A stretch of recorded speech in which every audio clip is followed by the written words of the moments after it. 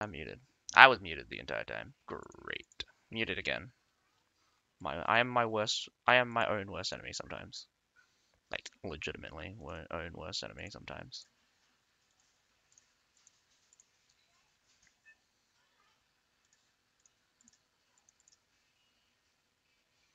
But hello, ladies and gentlemen. Asuka here. We're going to be watching the second day of the knockout round, and we're going to be watching um, ARIE or ARI versus BPJT for the first round. Following that, we'll be watching TL versus OISU. That'll be great to watch. But other than that, we're going to have to wait for the Pickman phase, starting in 1 minute, in fact, which is going to be very interesting. Pickman phase is something new to CBL, and I do think it's one of the more interesting of the things.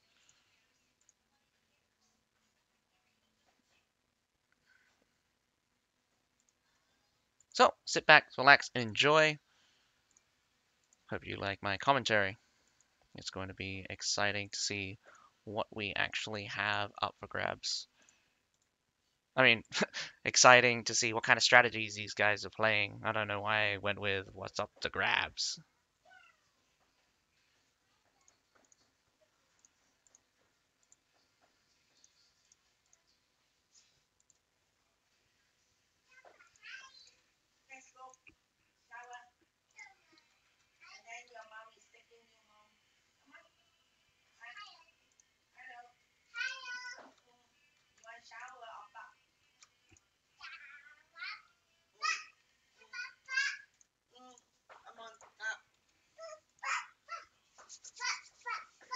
All right, pick ban phase has begun. I'm gonna close down the header just for a bit. So this is. Why did it stop? Hello?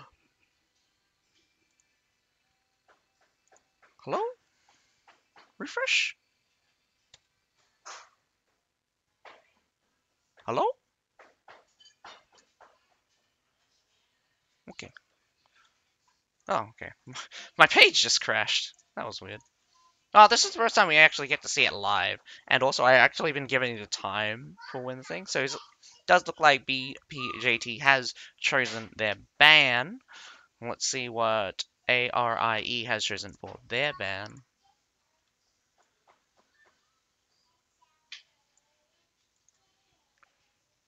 Oh, what the hell? I can't watch this live, can I?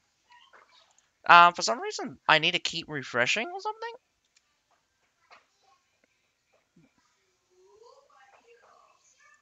Yeah, this thing doesn't work properly. Not for me. It doesn't update. It doesn't update correctly, so I need to constantly keep refreshing.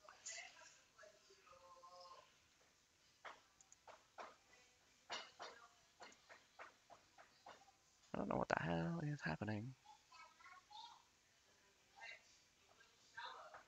Hmm. I gotta tell them about that. Apparently the page doesn't update when we're looking at it like this.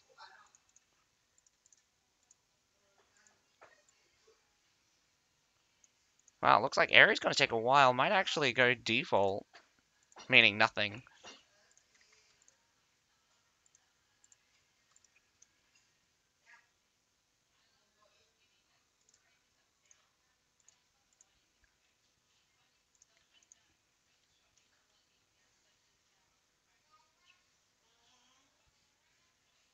Alright, so Obi-Wan Kenobi, we have apparently a ban on Kuruk Castle Dune.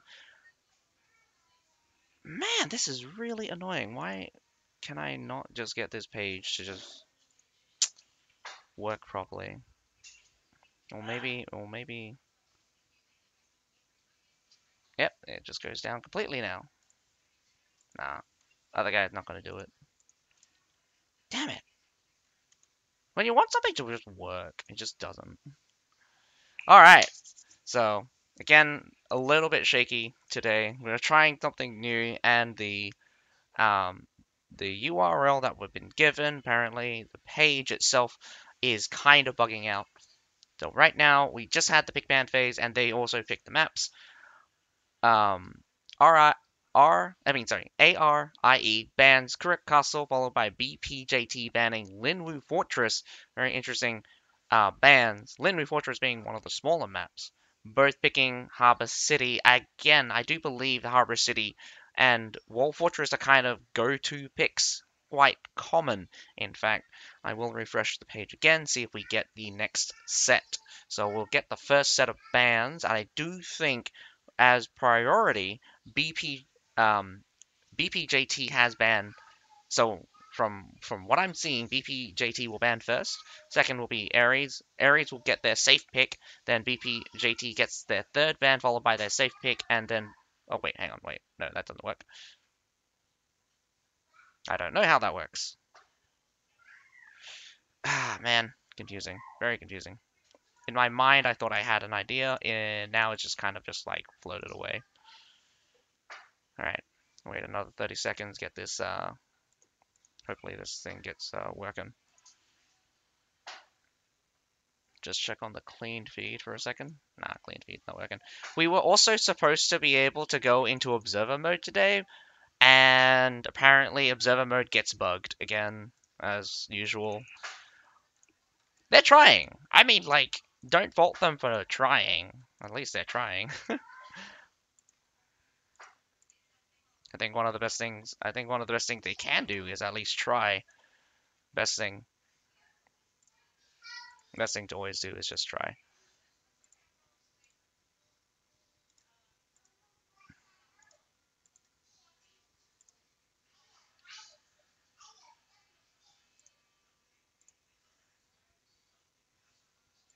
So pick ban phase still hasn't gone through, so their second ban is probably what we're waiting on.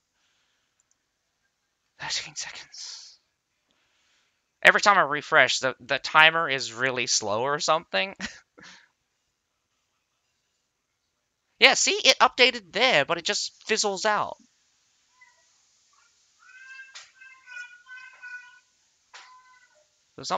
So I mean, like how the page updates on our end when we're viewing it, it doesn't work properly. And this is the part where it kind of bugs out really hard, where it's just kind of like trying to show us what the thing is, or maybe it's just me. Maybe I should try a different browser. Let's go try Internet Explorer.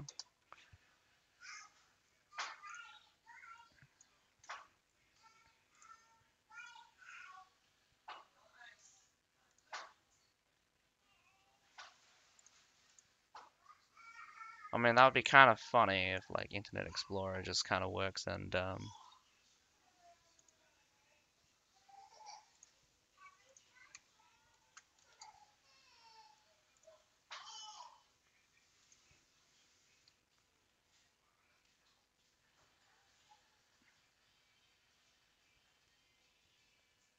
nah, Internet Explorer just kind of fizzles out as well. So a lot of fizzling out here. I don't have any more browsers besides Zo2.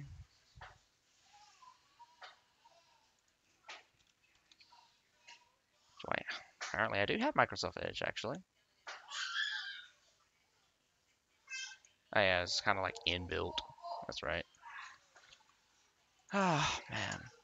Let's see if you work at the very least. Oh, well, I'm getting the same view out from both of them right now. Got nothing for the bands. Got nothing on the main screen either. God damn. Alright, the pick band phase is still ongoing, I think, but we can't see jack shit.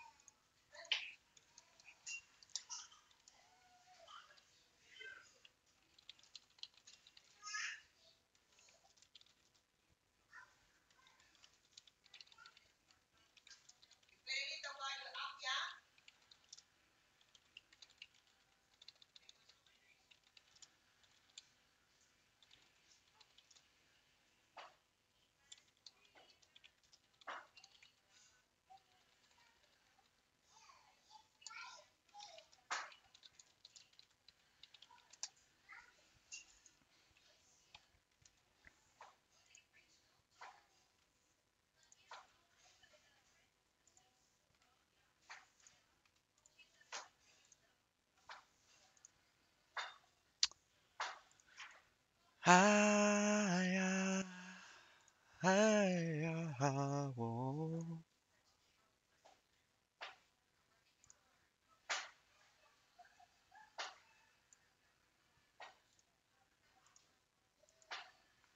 You know, I really want a lot of things to work, but I can't see shit right now.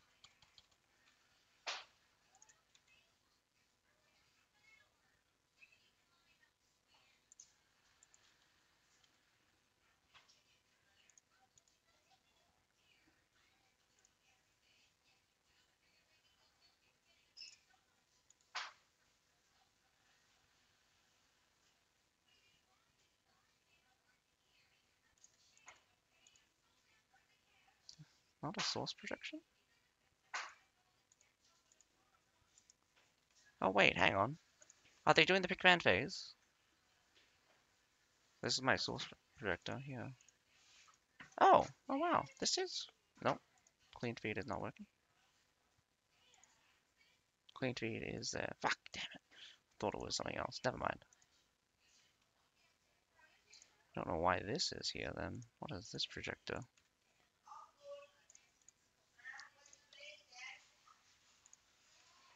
That's a... I want a source projection. Why is it giving me that?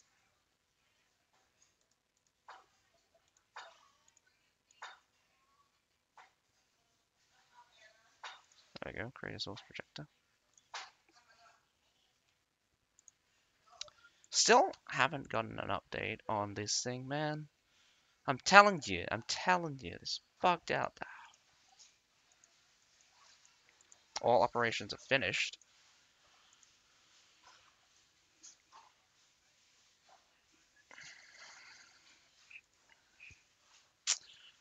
Any of the other Twitch channels having better luck than me? I'm gonna check them out. Probably they are.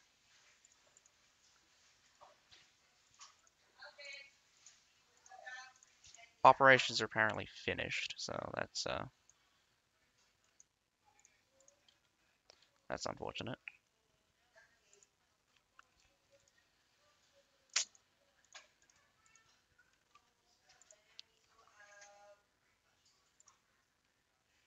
Well, can't theorize about anything. We'll just probably have to wait 2 minutes for the battle to begin. Not my favorite part of the thing. That's just very unfortunate how, like, we're trying to get the thing to work, and that, like, I'm trying to show you the pick band phase, but the pick band phase just kept bugging out on me. I'm sorry, guys. I'm so sorry. Hopefully it works better for the second one. No promises, though. Honestly, the fact that we won't know what we won't know what the bands are until the battle starts. We won't even know what the safe pick was. Safe picks can also be can be very intuitive or very telling of what strategy the team might go for. And it's really upsetting that we didn't get to see the battle of wits when the two kind of went at it for, well, again, we didn't really get the opportunity to watch the pick bands play out properly, so very upsetting. That was I was actually really looking forward to that. Really looking forward to the pick band, but we didn't get to see it properly this time, so very, very upsetting.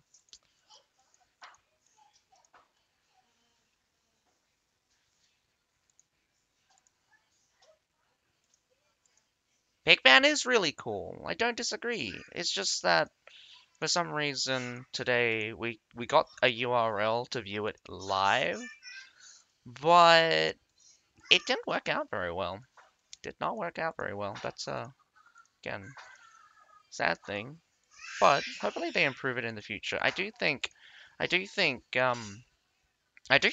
there's something just wrong with the page updating.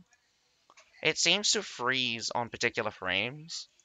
Like, it will freeze the information. It won't update the information live for me. So, kind of like, I don't know, just very difficult to say how this room is set up, but the graphical elements seem to glitch out for me, the viewer. Probably not for the people who uses it, which is alright.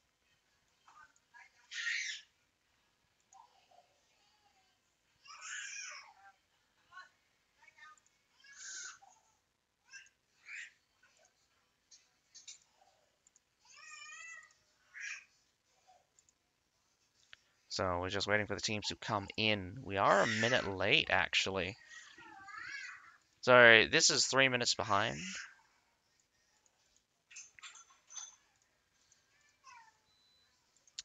So for information, I mean, like, I've never seen, apparently a full name Ariel, or shortened to ARIE, Airy. I've not seen these guys play before. Apparently, these guys are from China mainland. Have seen BPJT. They're a pretty strong team, so I don't doubt that we'll see probably a good performance out from them at the very least. I'm pretty much expecting Ariel to also be fairly good, considering that China mainland probably has more good teams than Asia. Overall, there are 9 teams from the Asia division, 7 teams from the China mainland one, but indicative of kind of um, average team level, I would say China mainland probably has a better set of teams than Asia probably does. Hi, Makuka. How you doing? We're watching the BPJT and Ariel fighting it out on Harper City, with BPJT attacking first. Interestingly enough, we still haven't seen the referee put in the ban units. So it's very unfortunate. So if you are coming in now, we kind of like glitched out during the pick ban phase, and it's just one of the things that just happened. The page just really, wow. Okay, that's really interesting. That's really that's if they did have an agreement outside, I feel that's kind of how to say. Oh man, I don't know what to say. It's I I dislike the kind of handshaky agreement there.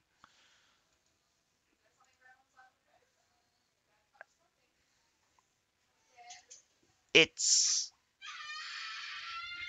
mm, oh man, like it's very difficult to say having arrangements. Oh, so BPJT is. I mean, like, I suspected BPJT was also Chinese, at the very least. Whether or not they actually are playing from, or how to speak, they're playing having fought in the Asia division. So, yeah.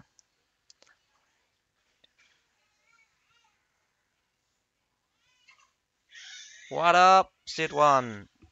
So, apparently, Flame Mask Flames Z is telling me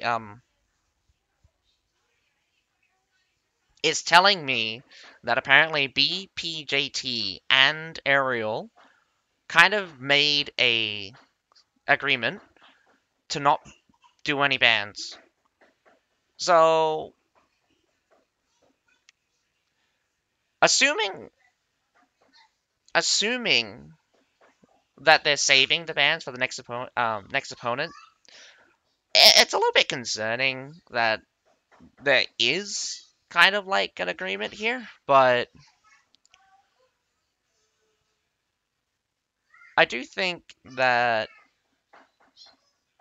as as teams in a tournament, you should always try your best to get the winning outcome without being unsportsmanlike. So I get it that you can talk to other people, you can talk to the other teams, you can kind of make arrangements for things, but that just that's just like a slippery slope of where I'm just like game fixing is an actual problem in a lot of competitive sports, and I mean like I just I'm just I'm just very concerned about quality of enjoy like quality of spectating enjoyment. I mean, I love to spectate these things. I hope both teams are really good. Um,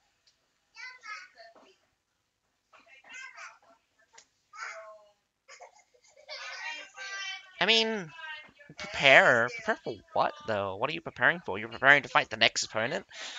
I mean, like even if both of I heard that the qualified system very bad till some. How so? The qualifying system is a round robin style thing. Previously, like we okay, so like there were two sets of knockouts. Okay, so like I said this before as well, but like the old style of CBL was double knockout. So you had one phase where you just had a bunch of teams do a knockout, which is called the qualifying phase. It's just another knockout phase. And then you do a finals division phase fixed with winners bracket and a losers bracket.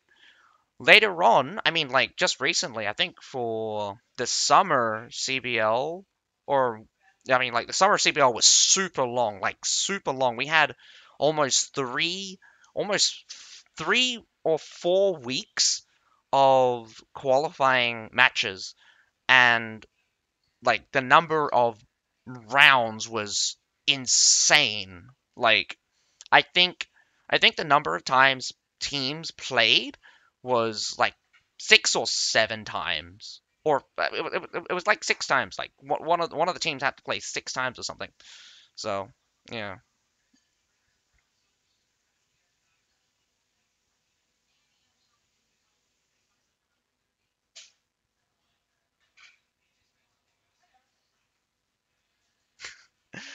Oh, okay. So the group. Oh man, that's really unfortunate. So um, yeah, no, how the qualifying phase works is that they're split into groups and fight for points. So you can get a super stacked group. Like you could have every single. Yeah, that's very unfortunate. Like I did hear Mask say something that apparently the top 4 teams from China, or supposedly top 4 teams from China, um couldn't attend because of several reasons. One of them was time commitment, but apparently you're telling me that the qualifying phase knocked them out because most of them were fighting against each other. Holy cow, that's actually funny. That's really funny. That's actually really funny. Um, you said no, Matt. Someone said. I thought it was Mask. Might be wrong. Someone said that the top 4 teams from China are not playing. So we cannot expect the top 4 teams from China mainland at playing. He said that it was something about time commitment. Rank 1 and 2 is newbie team and get buy points, while their rank 4 to 8 was their previous top 4 CBL. Unlucky. Oh man, you're giving me a headache, man. Cameraman.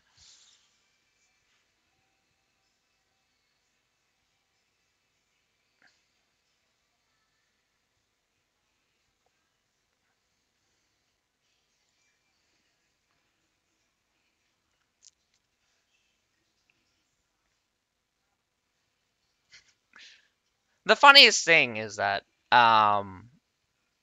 even if ECL was one of the top four teams from CBL, half of their team, half of them are new. So their performance was actually quite lousy this CBL comparatively. I mean, the quality out from this CBL is a little bit lower, mainly because the meta for CBL is actually kind of not set. We're kind of seeing a lot of things be tried out during the qualifying phase. We're seeing a kind of pattern now because there's been sufficient number of matches. I don't doubt that ECL is still a great team. I mean, in this case, I'm hoping we get to see. I mean, in my opinion, BPJT is also a really good team and not one that we've seen much before from.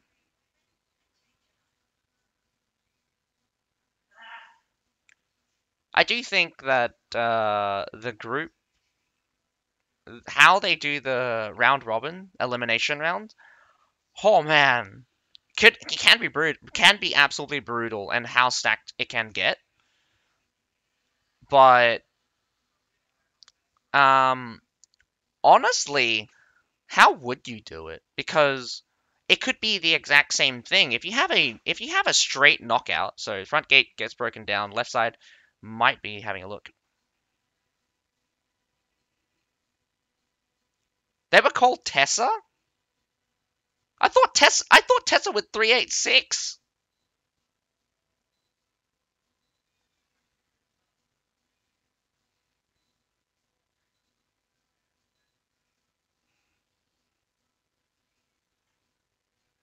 So you're telling me BPJT is 386?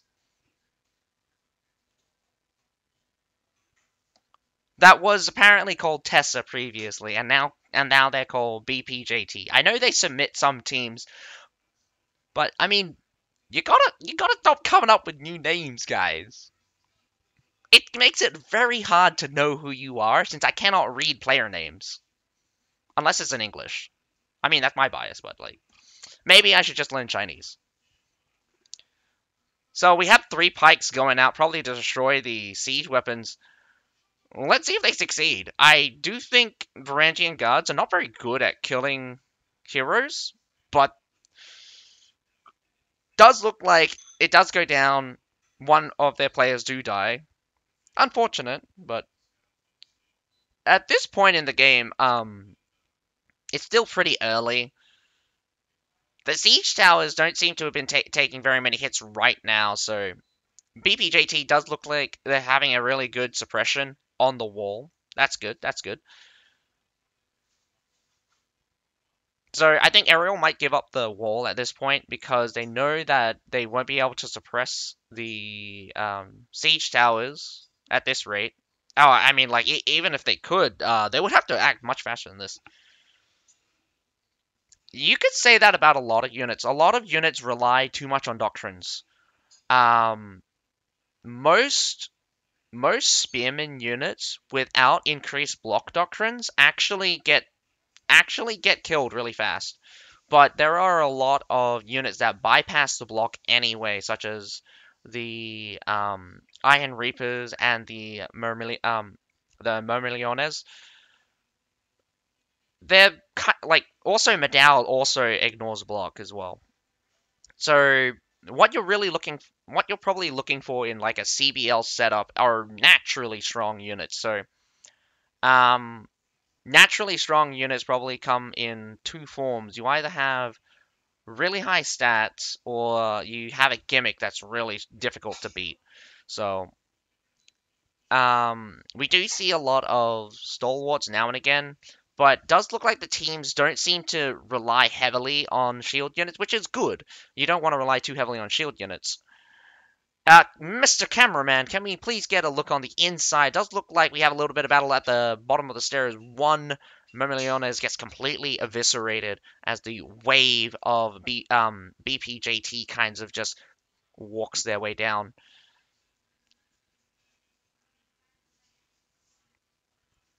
Um, to the point, I mean, like, doctrines are very powerful, and especially with the new fusion doctrines, there is combinations where certain units start becoming kind of crazy powerful. Um, Spearman type units as well. My goodness, do they get some ridiculous amounts of like the ability to tank for spearman units when you get fully stacked with block. As long as they don't ignore block, you can absorb a lot of damage. I mean, a lot of damage. VGs, particularly, don't deal enough block damage anymore. Like, absolutely not enough block damage. What's surprising here is that a little bit of mortaring, not very much, from BPJT. This fight here at the corner is super interesting. Loyal Guards is in the back here, needs to support the Halberdiers here at the front.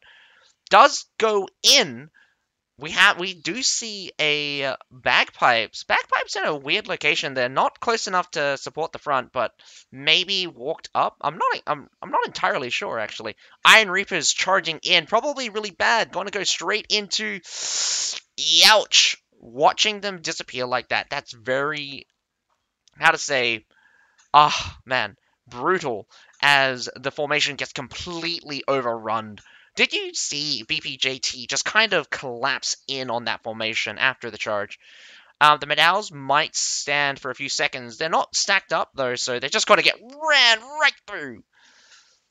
Oh, man. Point blank charge by Chevaliers with Cortelier setup. I love this setup because you just have 34 cavalry just running over whatever's in your way. I mean, like, it's 34. Surprisingly, there are some Liao Rangers in the back. I'm not sure if they actually got anything. Does look like there was kind of like a fight on two front. Pretty big loss from Aerial here. BPJT picking up wins where they can.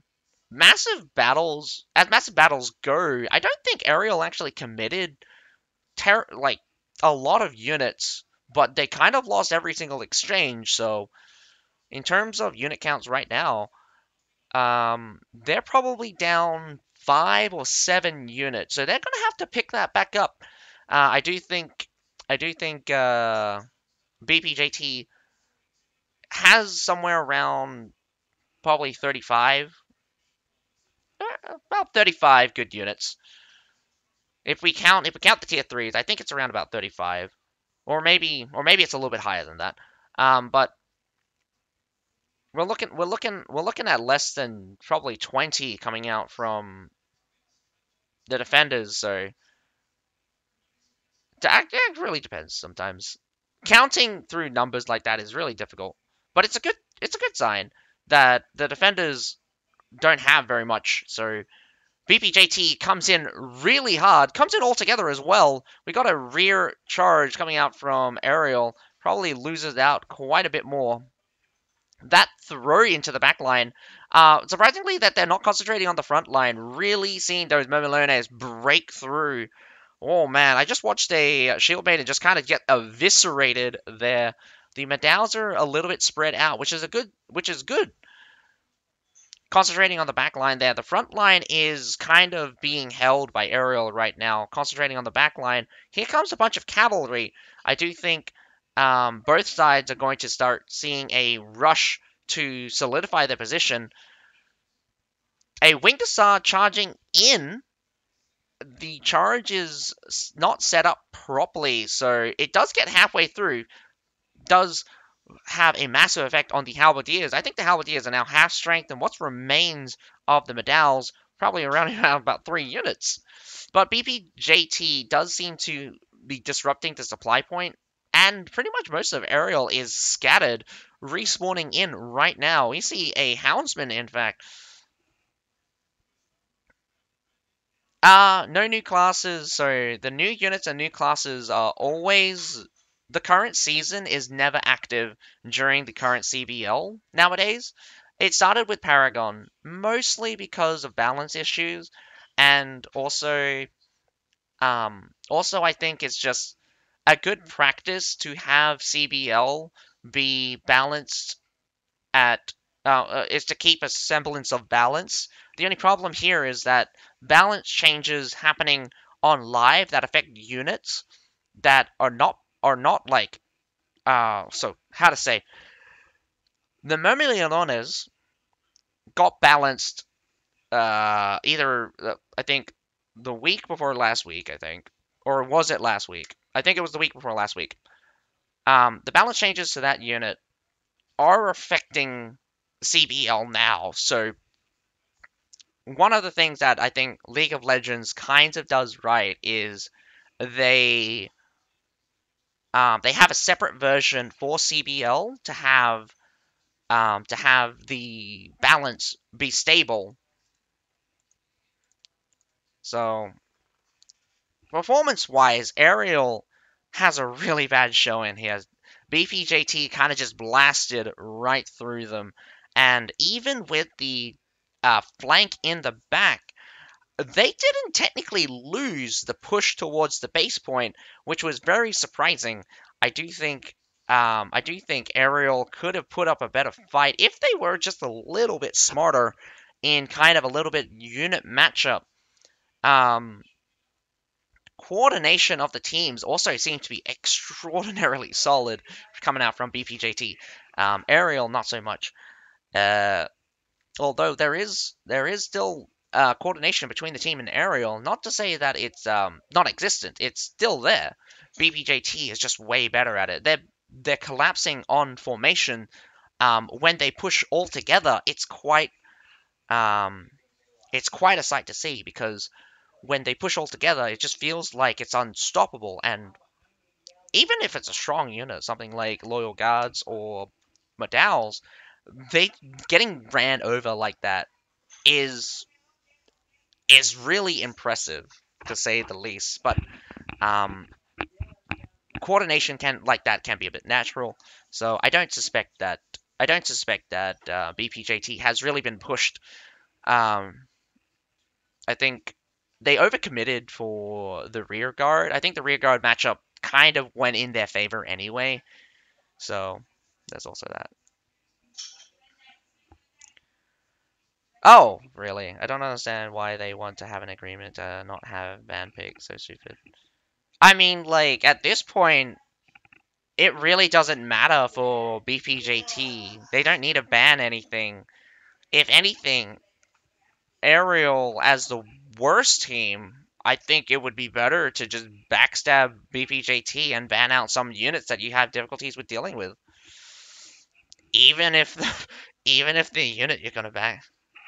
Yeah, I mean that's the thing. It's just like pick ban is a way to get a leg up on your enemy, especially if you know how they play. I'm pretty sure that there are some matches you can watch from BPJT, and you can already tell that they rely on a couple of things. The two units I really want to see banned, or get banned, are Loyal Guards and Halberdier Sergeants. You ban those two, the infantry market is going to be very interesting. If you also ban Fortebraccio, those are the three units I think are they're kind of like the mainstay units. They're kind of like units that, although not make up the bulk of unit selection, but definitely very high pick rate. Definitely very high pick rate.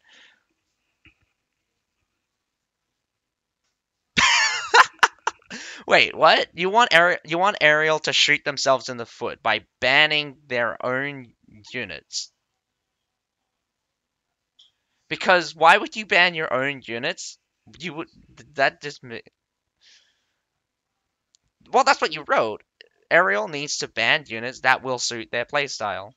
Do you mean that Ariel needs to ban units that will counter their playstyle? Because that's the main thing. Like you normally ban units that are um that are like counter to your playstyle. So you want to avoid uh ban units that will make their playstyle work.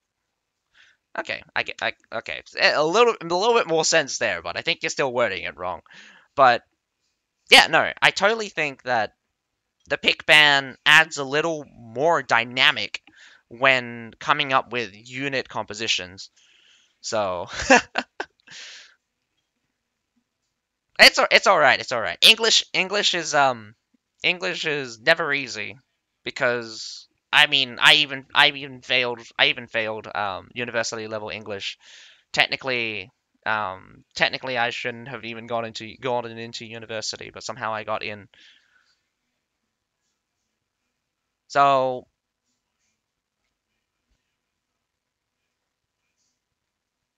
what you probably wanted to write was you want to ban units that you want to ban units that are counter to their playstyle. So you want to ban your counters. That's the main thing you want to say. So interesting to see Alchemist out on the field. We do see a couple of Claymores. I mean, we saw Claymores be fairly ineffective. Iron Reapers as well. We got two Siphonarios. Um, Anything else spectacular coming out? Not particularly. I think both teams. BPJT are bringing out the Retiari.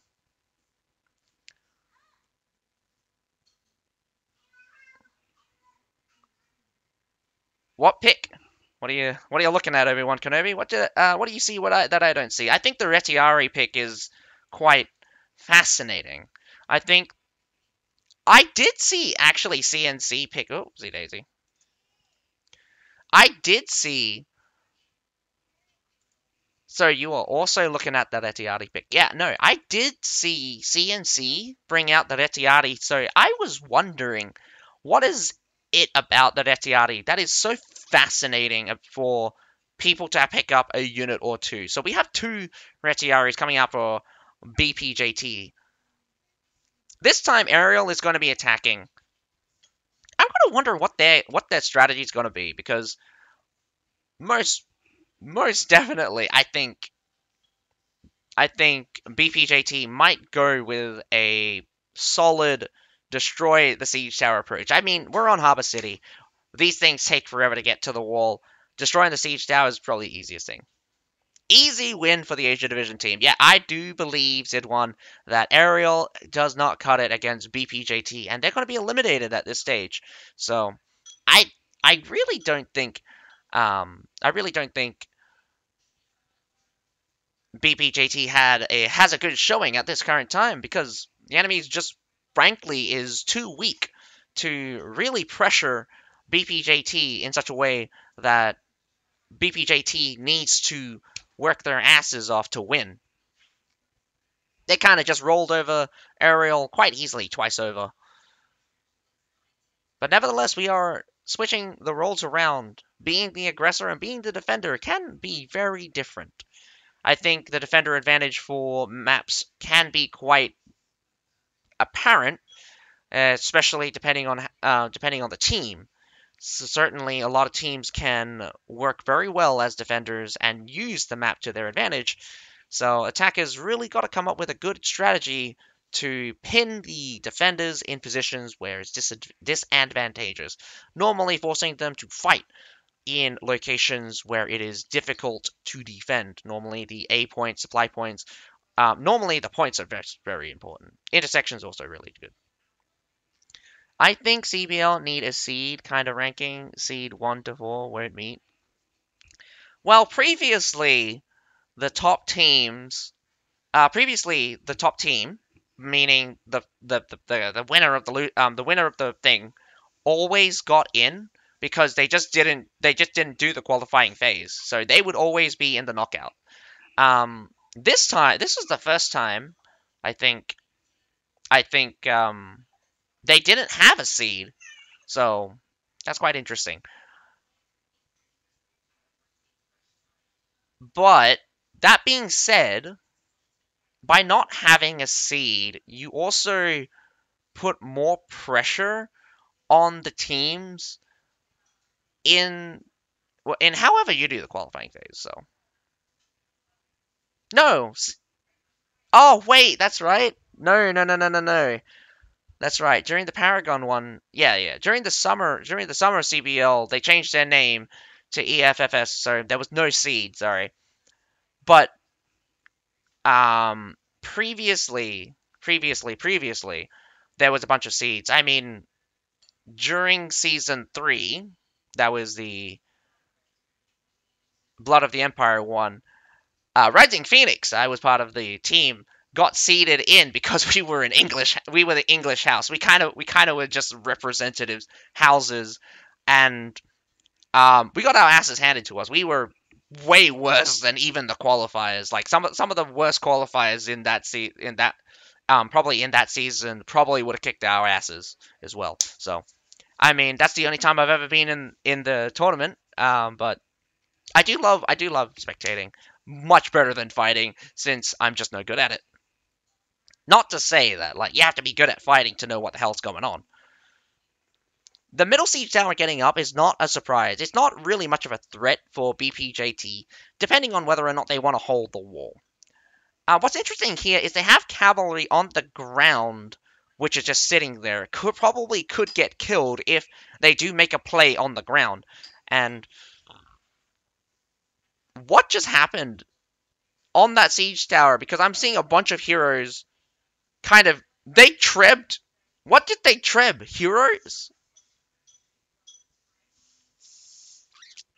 Wow. Okay, so some reason there's kind of a scuffle on the middle siege tower, but too far to see.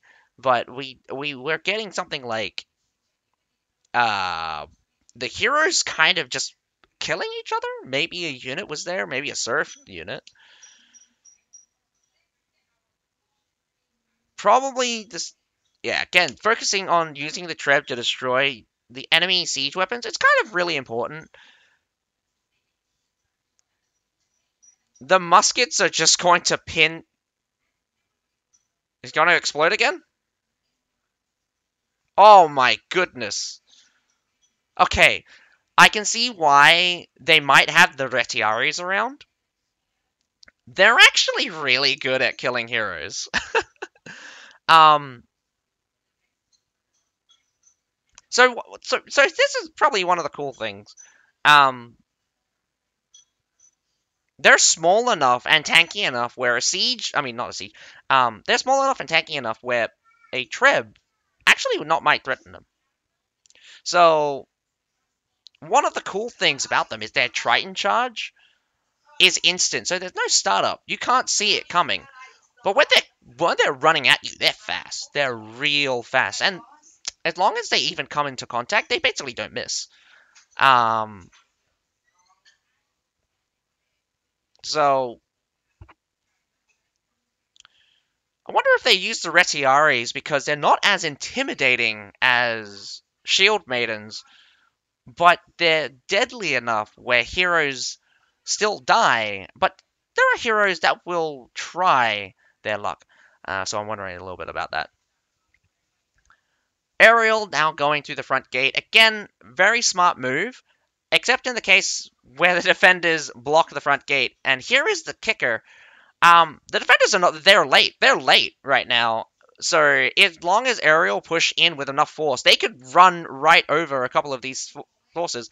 Nicely ours blocks off the right hand side here. Left hand side is a little bit weak right now since there's more people. But here comes a Winged Hussar charge straight through the center, makes it all the way through, decimating the attackers right now. Most of the defenders are on the ground right now, fighting, finishing off a lot of the forces. Now we see a rush towards the A from the attackers. Really bad move. A pitched battle on the ground. In this case, you are going to have to kind of struggle to maintain the A point here. So you need a respawn with going up that middle siege tower right now. Otherwise, you will not survive coming in to the. You're not going to survive just getting your entire army just chased down. As we can see, just shield maidens are so fast that they're just basically cut down every single unit that went up towards the A point right now. We have a bunch of Demez pikemen also getting collapsed in by shield maidens, followed by a formation of halberdiers and halberdier sergeants, loyal guards, as well, actually blocking the siege tower. Ariel still making a push towards the front gate.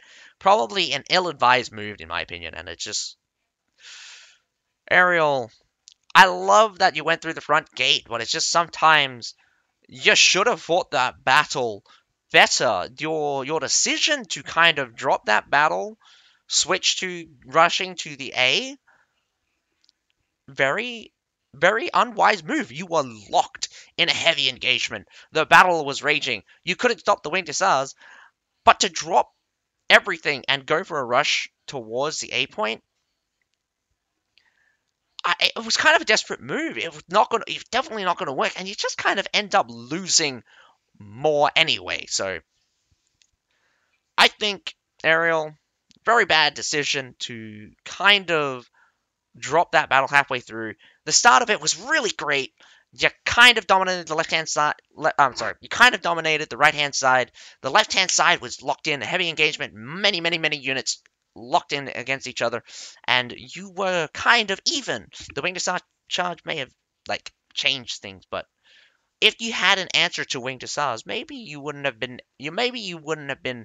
dominated so hard. And this is one of the key things that I think people kind of get wrong about cavalry nowadays is you want your charge to be as effective as possible. You don't want to kind of waste it on being the bridge or the bulkhead of an assault. Getting trapped here on the siege tower, again, middle siege tower, death trap. Anytime any defenders wants to defend a siege tower, you are not getting up on that wall because it's just practically impossible.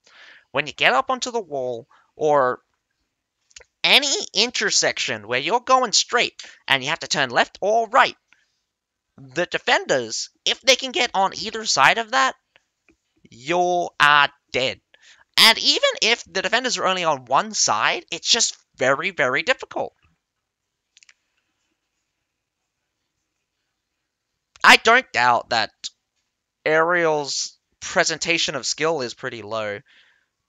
But I mean, they're fighting against BPJT, one of the better teams of Asia Division. And, like, at this point, out from what I've seen, the remaining teams from the Asia Division, I would classify, well, obviously CNC, BPJT, OISU as probably the top three teams. My top three picks, in fact. Definitely top three picks. Rank 1 CN Group B eliminated yesterday. Rank 1 CN Group A eliminated, now Group B.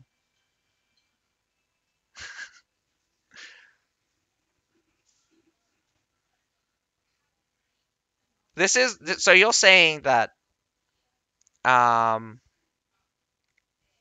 Ariel is Group B is group okay, so that's just a bit confusing. Rank 1 Group B eliminated yesterday, or no, sorry, you're saying that Ariel is ranked 1 in their group. In their group. Are you telling me that? Z1.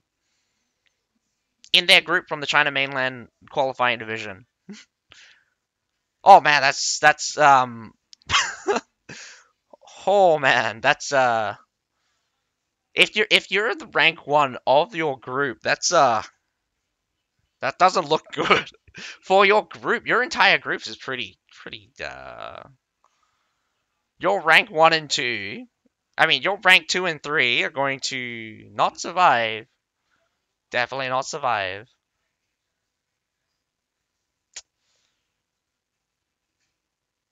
Full points with full loot. Yeah, one of the things here.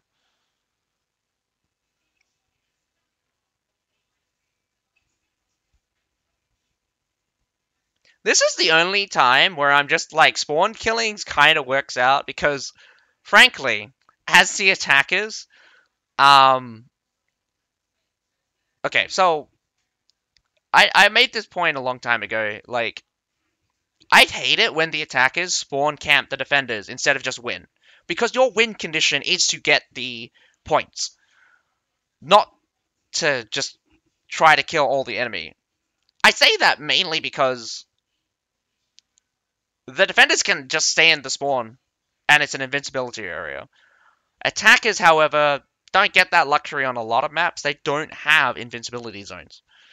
So the defenders, if they're good enough, they could kill all the attackers. So there are actually two win conditions for both the attackers and the defenders. And that additional win condition that's not part of normal siege is something that CBL unique to CBL is when all of the attackers or all of the heroes from one team dies dead, like perma-dead, like 3 deaths and you're out in CBL. So in this case, killing all the attackers until literally they are all dead is could end the game early. I've seen a match where like the attackers get so decimated that a lot of them leave, which could also end the match early. So there's that.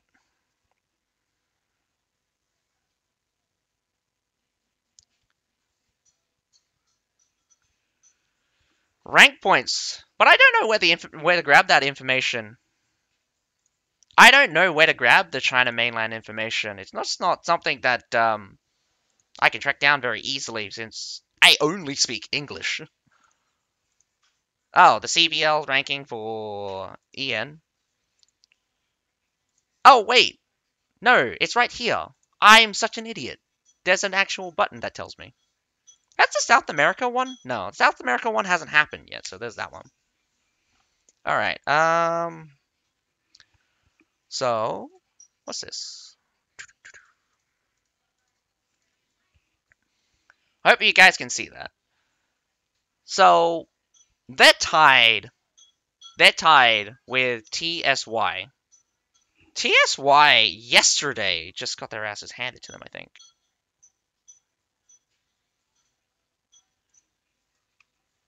Let me just pull up my...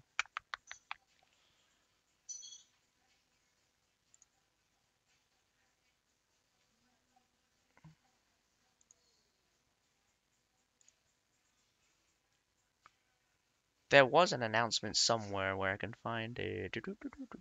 General announcements? Was it general announcements? No.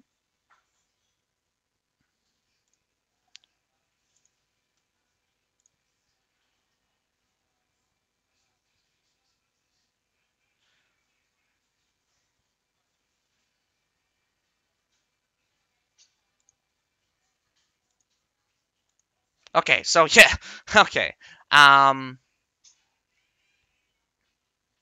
So C Group's ING beat NOP. NOP is not really one of the good teams out from Asia, but still, nonetheless, went 2-0 here. So NIG has got from Group C, tied for ranked 1 with Y from YS.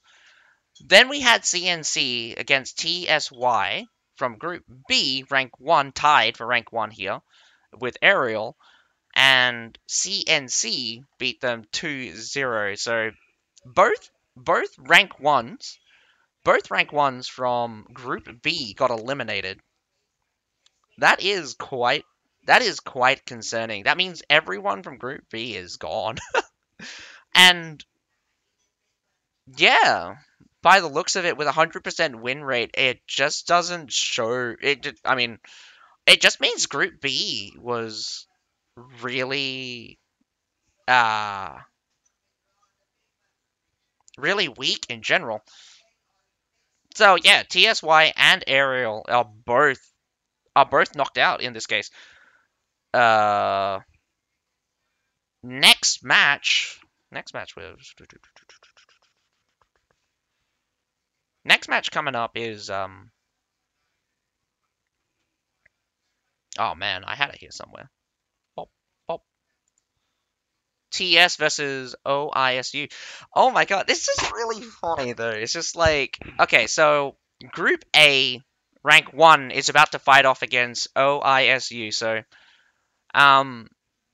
China mainland team's showing is not going out very well right now. So maybe TL is going to come back. Oh, well, maybe TL is going to have a good show, but um, according to how I think of things here, CNC I would rank as the top of the Asia division. So of course TSY being Group B here in the China mainland, and you're saying that most of these teams are actually below top four, and in only in Group A, which has the largest number of participants, are any good, right?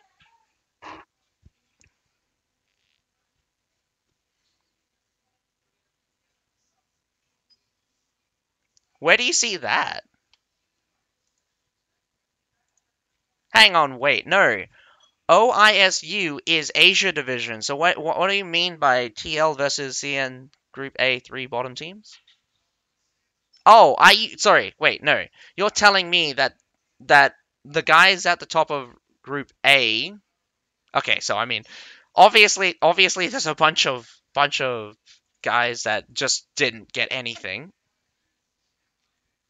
Sorry, you're telling me that the hang on, maybe I'll check the schedule. China mainland. TLIK. So the top rankings. I mean, like you get that. So, man, that's really complicated. Oh, that's right. Holy cow. Um. Oh wait, no, actually. Um. BPJT is going to fight off against. Probably, sorry. Let's not get ahead of ourselves.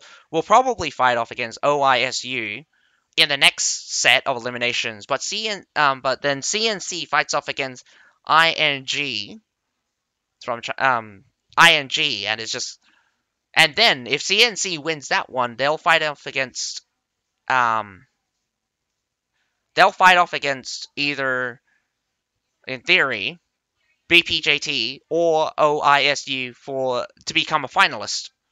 Oh wow, that's actually very unfortunate.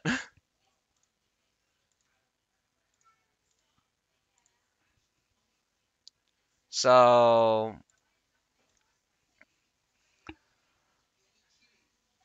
so BPJT moves forward. They'll fight off against whoever wins TL versus OISU. Oh my goodness. Talking about that. Hey, this is working. Or not. It works when I'm not looking at it? Don't do this to me.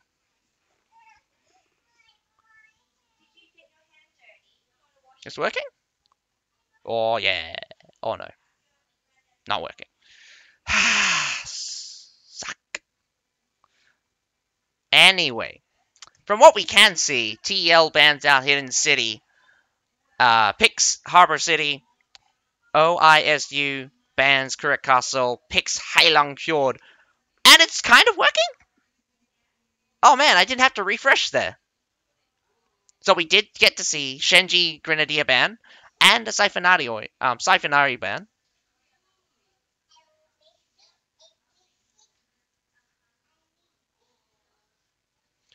Damn it! Refresh. Refresh!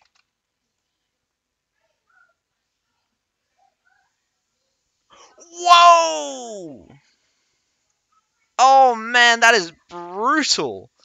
A Myrmidon Anonis ban and a Shield Maiden ban. They pick Medal battalions as their safe. Oh man. A little bit glitchy here. Just like, damn. But it does seem to be semi-working. Right now we have OISU, so the number clock down, the tick down here bugs out, so that's not updating properly, but we actually do get to see when they pick. So in this case, they get their ban and they get their safe picks. Except for the fact that it keeps refreshing on me. God damn it.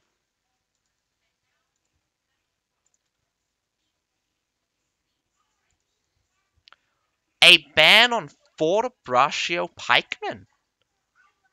That's an interesting ban there, to say the least. Keeping the Medal Battalion. A ban on the Fortebraccio Pikemen is not a Oh, like this is way more interesting because they're really hitting some of the really core units that I think are set up like most teams would set up for. Um, I'm very sorry that I have to keep refreshing this. So there's no safe pick. They looks like OISU skips over their safe pick, and Metalator gets banned. Metalator on Harbor City when they're attacking it. That's good. OISU won't need Metalator for Heilong Fjord, and probably won't be very effective for TL in their defense anyway. So that's a lot of meta units getting banned. I am quite interested. Yeah, that's really cool. Um, alternate. Okay, so there are two things. There are two things I think probably needs to be accounted for. Shield units in this case have just lost probably two of their strongest contenders, being the Shield Maidens and the Mermillones. Mermillones probably are much better again for charging. Replacement shield units only come in the form of stalwarts and the Imperial Spear Guard. I could see I could see a problem with cavalry because you're missing out on Forte, and if you use Winged Hussars, most shield units won't be able to stop you. So this is going to be cool, mainly because this opens up Winged Hussars basically not having very many issues when it comes to charging straight in. Halberdiers are still pretty good. Medals will still be pretty good as anti-cavalry. They're just not going to be great. Um, still, I would still go Halberdier Sergeants on occasions, depending. I wouldn't make it the solid. I wouldn't make it the core.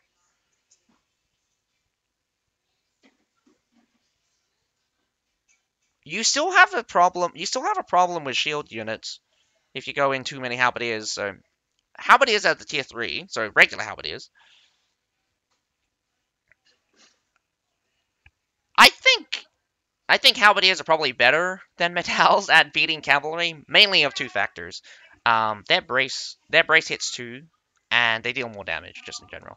Medals do more damage against infantry when they use their abilities, but when the tough gets going, Medals are not particularly tanky enough up front to really survive a long engagement. So they really don't get the chance to dish out the damage. And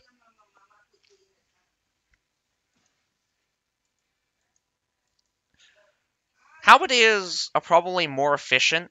One of the things that I think people kind of forget: regular halberdiers are stronger, or sorry, deal the same amount of damage, actually more damage technically, than Halberdier Sergeants. But Halberdier Sergeants has more penetration, so they deal better against heavy armor shit. So yeah, they buffed Halberdiers and Halberdier Sergeants. One of the things that you kind of need to remember is that the changes to Phalanx also affected the regular Halberdier variant. Well, they didn't technically buff. They only changed how the formation of Phalanx works. So they removed the auto reform and they made it a little bit tighter. One of the things that I actually found out later is that they changed how Phalanx Brace works. Instead of doing like a bunch of ticks for like 700 or 600 damage, it now just does a stab of like 2300 damage. Like, that's a lot of damage, by the way. 2300 damage as a brace is pretty. Oh yes, the 170 increase health. Oh my goodness, the 0.5% increase of HP. No, the 0.1%, no, 0.2% increase in health for fucking Halberdier Sergeants. Yes, hilarious, excellent. massive buff. Oh my goodness, it makes them able to take one more hit from a fucking archer.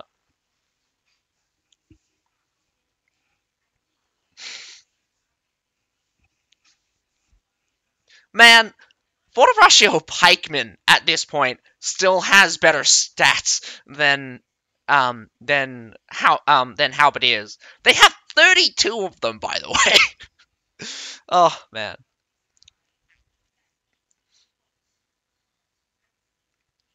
We're that much less likely to die from a village watchman.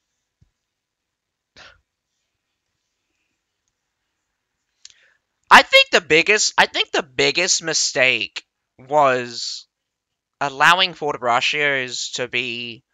allowing Fortebraccios to kind of turn a lot. Realistically, I mean, I agree that they should limit the turn rate of Fortebraccios, particularly in denser formations. So, in my view, like Fortebraccios are one of the few race type units that actually have to be in a formation. So, what's really cool about that is that because both Halberdier Sergeants um, and Fortebraccio are both brace type units that needs to form a full formation in order to stop bracing. Um, if you limit the turn rate, you can make closing in on that formation from flanks and the rear very effective. So I think turn rate's very important. I mean, not turn rate, like angle, like the rotation angle thing. So I think it was a for big mistake for Fortebraccios to be able to turn 360. I think Fortebraccios in particular should only in F1 formation. I think they should be able to move around about 90 degrees, while in F3 or F2 formation, I think 30 degrees is sufficient enough. So yeah. Oh no, they're just we're just waiting for the matchup right now. That's it. That's it for the picks.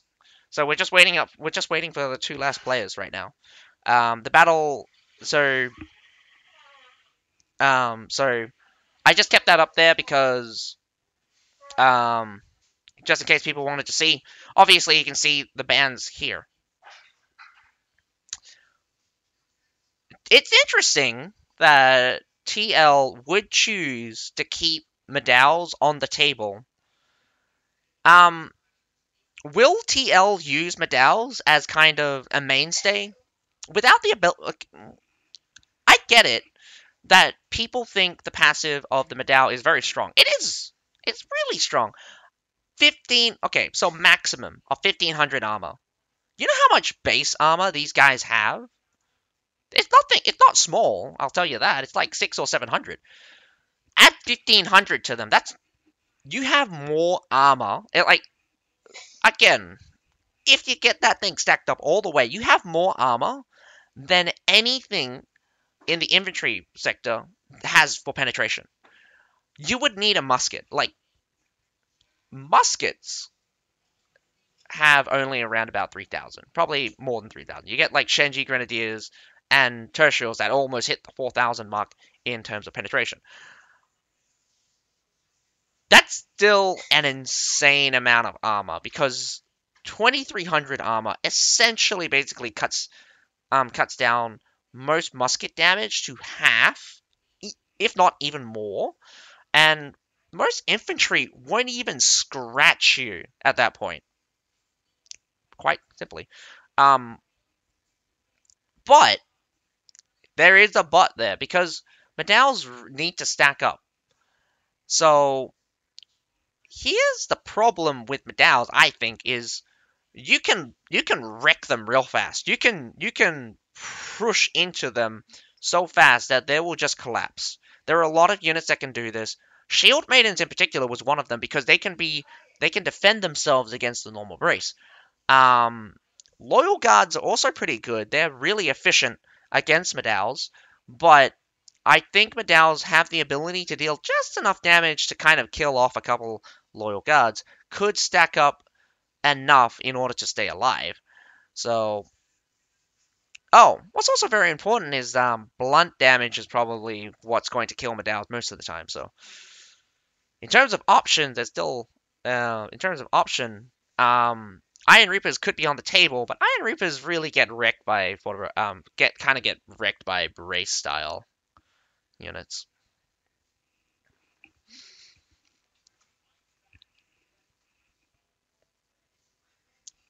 That being said, Liao Rangers is probably one of the best cavalry to use against a Medal. So I'm still in the zone of where a formation of Winged Hussars and Liao Rangers probably could just decimate any formation at this point.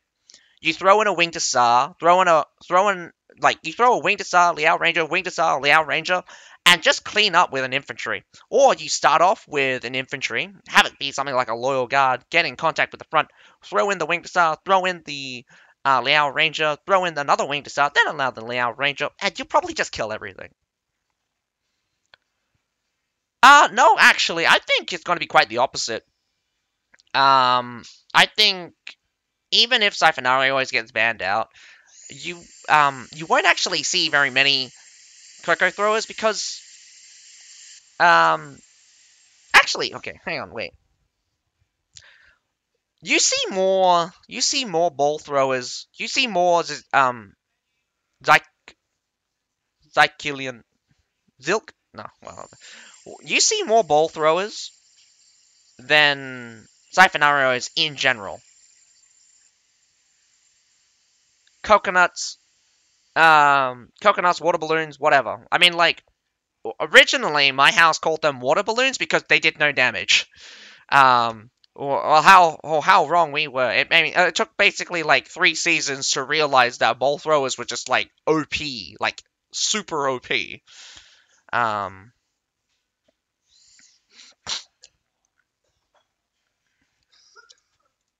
I do think we could end up in a situation where we might actually see units that were or unexpected, but I'll hold the reservation until I actually see it.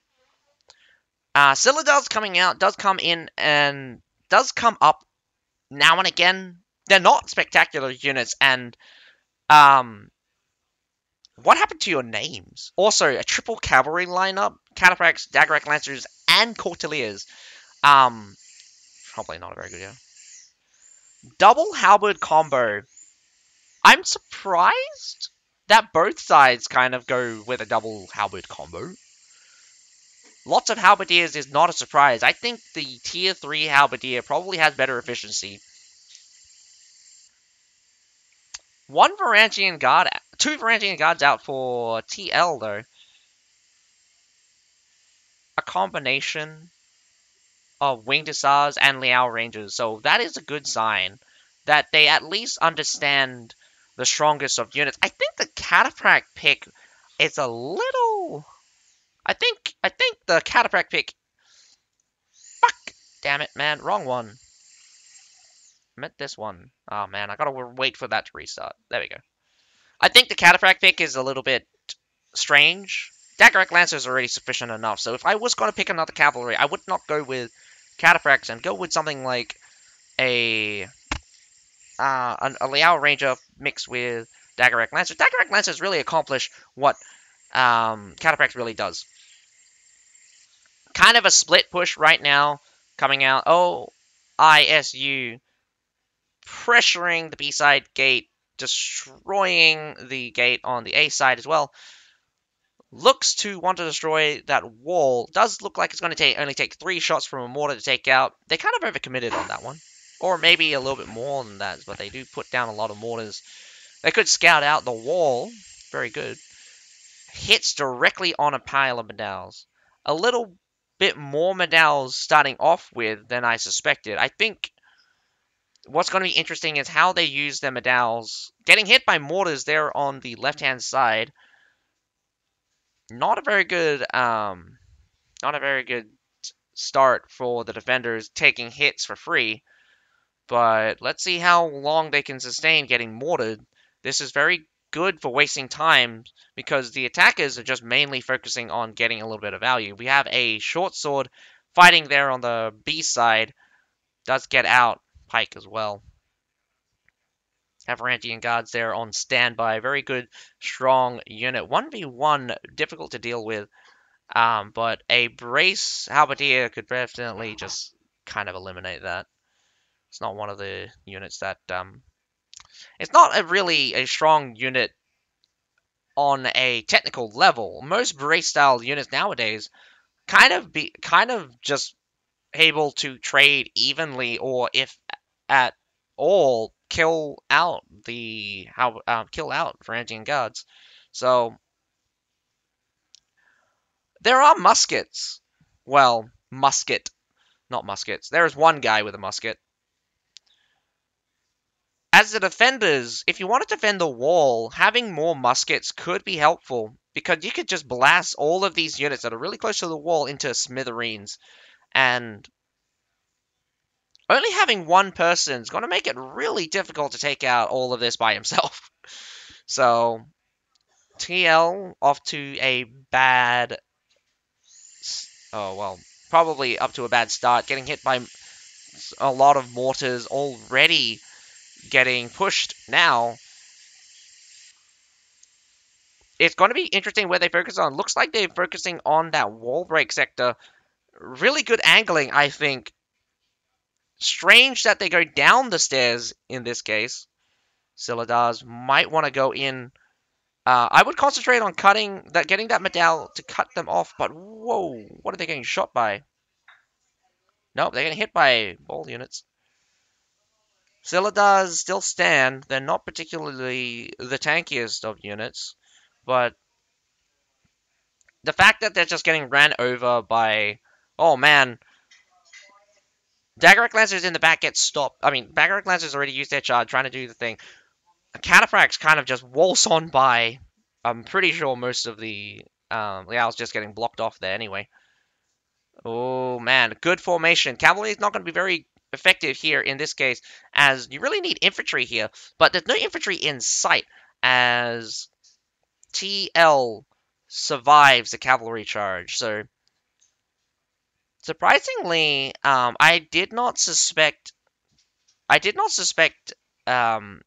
OISU to kind of fall into that kind of trap where efficiency trades coming out from the defenders. So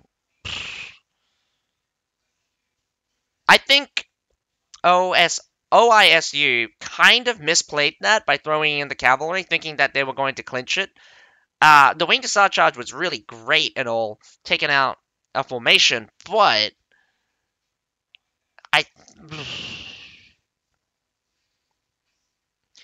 you really didn't actually get anything with that, because it was just a formation of medals and halberdiers. So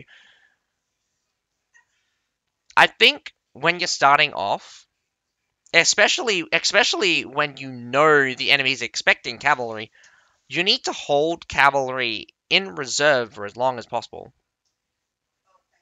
And yeah, definitely not going to win against the medal halberdier stack.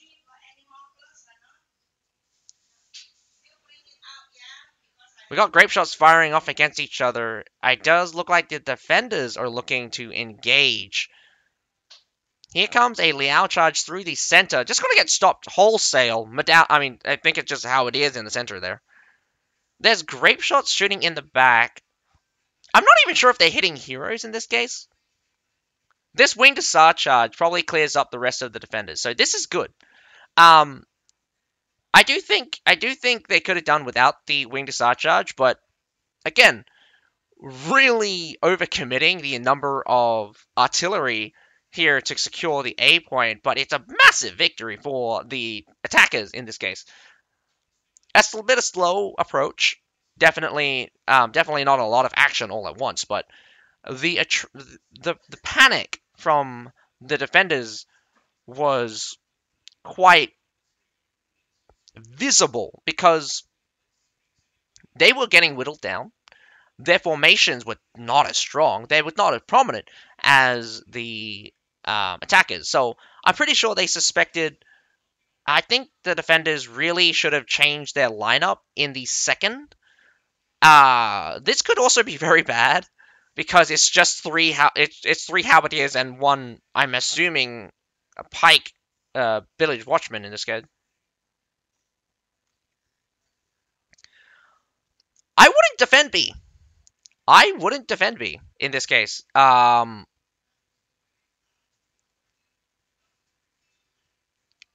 Your best bet is actually on C. It's a bunch of stairs, and you can have all of your halberdiers kind of separated. It makes it very difficult for shields to get up. So they lost a B point. They're kind of trying to do a counterattack, and they're losing. And I think they're losing quite a bit. Winged Hussars are just going to roll over this Medal. Just brace them. At this point, there's no point. Although you're getting Treb, so you're a little bit safe. Iron Reapers have to be let go, but look at the disconnect here. One side just went in, and TL's other side is retreating. But now, with the switcheroo, OISU went to the other side, and the other side gets pushed. So, a counterattack might work out if they can collapse onto something stronger. They're going to lose the supply point, as most of the team from the attackers are going to go towards the supply point. The rear section going to get eliminated here. The front of the main mass of infantry at the front here is still there. There's around about 3 or 4 units. Most of the cavalry in the back actually going to get killed if they don't get their masses moving.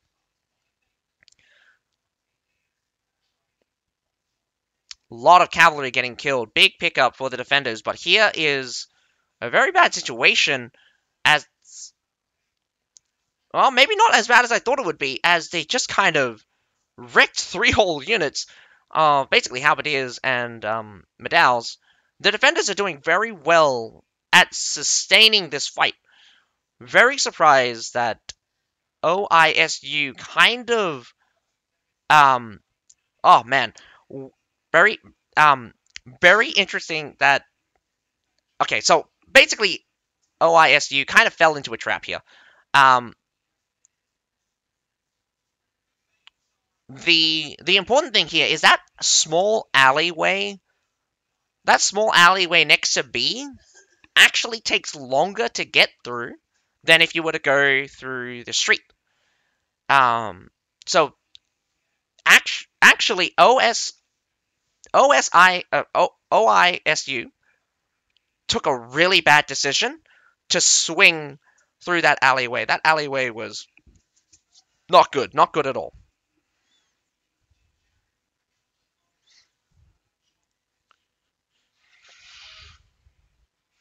A big kick with cavalry. A lot of cavalry on the table, but actually there's still quite a bit of infantry from the front.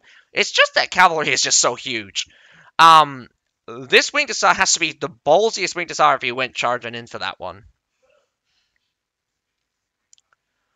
With 2 engagements already happening, or already have happened, both teams are probably down to their last good unit. If not, they are already using Surf. I see a lot of Surfs here. This Treb could be effective, but it just gets stopped. What is it? Damn! Not a single one hit where it hit true. And Winged Hussars could clean this up. No joke. Winged Hussars could clean this up. The Loyal Guards push forward. Loyal Guards are very deadly, so you don't want your Halberdiers to stand there and tank it. You want to kind of flank the Loyal Guards. The formation is not wide enough, but the push is real. Cavalry is coming in from the rear, coming in from OISU. Here comes Daggerrack Lancers. A bit slow, but only thing pushing right now is the Loyal Guard. The Loyal Guards finally get hit by a massive Winged Hussar charge, eliminating the infantry out from TL. OISU probably also down to a lot of Surf units. They mostly just killed the heroes at this point. I don't see very many heroes out from the defenders, so both sides are really low. Oh my goodness.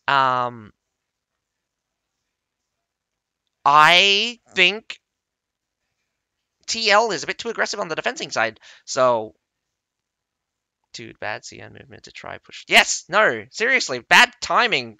Oh no, bad to push bad to push the enemy. They kind of got themselves outflanked as well. You had one loyal guard that was winning you the entire time. The worst thing is that like you could have actually just had everyone on A and hold that. I mean, not A. You could have had everyone on the C point. There was so much cavalry left from OISU that if you just stood on the C point, they couldn't do anything to you. You had a loyal guard. Nothing gonna break that. Their cavalry would have been useless as well. Oh man. The holding of the choke was mainly from the stalwarts that was at the front. As long as that stalwart was there, they were never going to win. Like, OISU would have never won a straight-on battle against the Loyal Guard in that situation. Because hero versus hero, the unit that's better is still that stalwart. But they're able to bring their cavalry to bear. I mean, I'm surprised that the Winged Hussar didn't go straight for the front and went for a rear charge, but it's still the best move to make. I think TL could have won that. I think TL could have won that. I don't believe that TL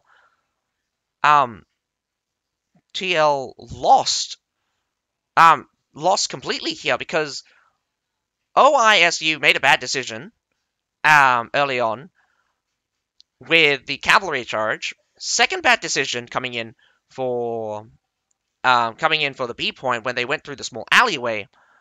And again, TL also made three really bad decisions. First was sticking with the infantry setup, or the heavy infantry setup at the A point, getting attrition down. Second was the counterattack at B, well, the start of it, I mean, like, it worked out in the end. And then third, pushing down towards the harbor side from OISU. So, it's really funny, because we are at a stage where both sides' major mistakes could have flung the match either way. That's really interesting. Yeah, when TL went down and lost most of their major units, their only major unit still left was the stalwarts. They lost the VGs early on. They lost a couple of the halberdiers trying to push, kind of out of sync with the stalwarts, because the stalwarts were your only shield unit left. Oh man. Com 4 DC'd. Who's Com 4? Which side was that? I don't think they DC'd completely. I think it's really upsetting. If you do DC, you do lose one of your lives. So you have to be very careful about that. I don't think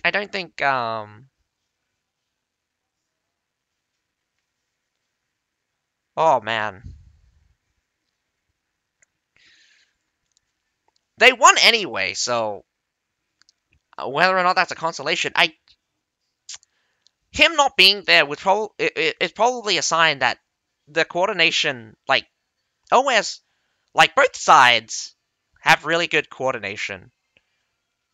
It's just the timing was off pace from both sides. I think the decision making as well, kind of from OISU, kind of was bad on some occasions, but the decision making out from TL was even worse. So, in the end,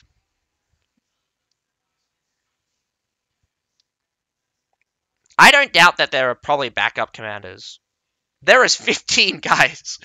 If you don't at least have 10 people trying to control the army, yeah, you guys are not competitive enough. At this point, I mean, like, from what I hear about ECL, they basically have, like, 3 commanders that kind of, like, talk in turn.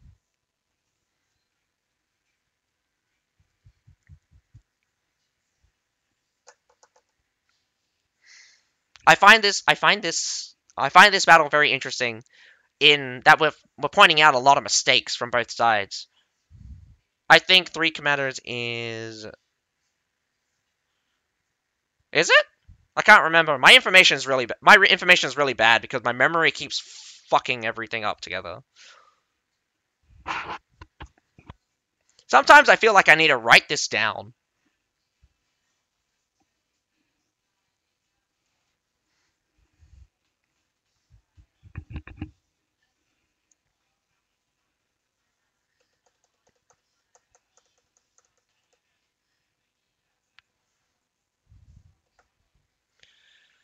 Oh man.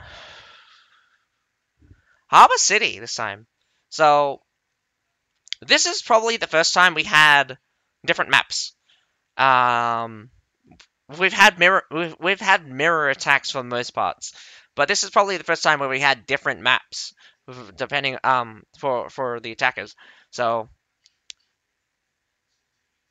Oisu attacking on Hailung Fjord, kind of interesting how they played it out. I mean, one of the things that I never understood about any attack on Hailung Fjord is when people switch from A, or no, when people go from A to B or B to A. That makes no sense to me. If you push through the defenders, so the defenders are collapsing, and you're on the A side, go straight to the C point or straight to the harbor. If you push the enemy on the B side, go straight to C. I never understood the switching between A and the B unless the defenders set up, which means that you're going to have to go through the weakest point. Weakest point is normally on the A side, so fine. If you push through the B point and the defenders are already at C, go to A. Easier to get through because they don't normally defend the harbor, and again, you put more pressure on them by having a fork. But when you're on the B side, it's just a fucking tunnel, so you have to swing. So like, I never understood why anyone would be dumb enough to switch from A to B or B to A when they have an advantage. Like, to me, um I feel like OISU could have sped up the battle if they just went straight to the harbor and forced the TL to fight for the C point instead of defend the B point, and then push themselves towards the base point and flung and kind of controlled the cliff side. So if they were going to defend the B point, I would take the supply point on the cliff and kind of just get a foothold on top and slowly push them out that way. That's just me, though. That's just me, though. So I could be completely wrong, and my strategy could just get completely decimated. But yeah, Harbor City is probably the one and only map you will ever see a full infantry lineup. A full infantry lineup normally is indicative of a solid wall hold, and one of the more interesting styles of wall hold, I think, is the Treb destruction wall hold. So Wildfire. So if I got this correct, Oisu is also the original strategy. So the original strategy ever on Harbor City was to do a full infantry lineup, destroy the Trebs, and let every single siege tower get up onto the wall. They didn't care if the siege towers got on the wall. They killed them anyway. So, will we have a bit of a repeat here? Who knows? Is JP members of Wildfire? They are JP. So it's not. So it's not. I mean, like Zid1 said this before. Then Wildfire is Korean. I thought Wildfire is Korean. Then then who? You said Oisu was someone. Who was someone? You said before that Oisu was a team under a different name before. Now I'm confused. I'm always confused, so don't hate me, please.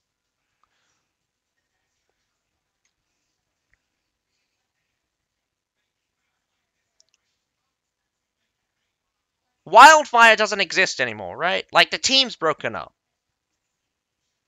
right?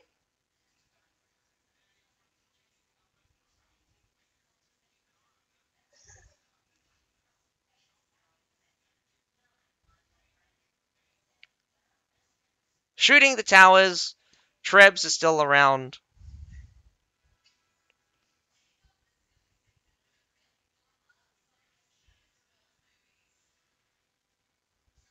Really? VN House after season. Well, no. I mean, VN House has not really had a very good track record of good matches. Christmas sale. Yeah, probably early on, but they stopped playing. They stopped playing pretty. They stopped playing like.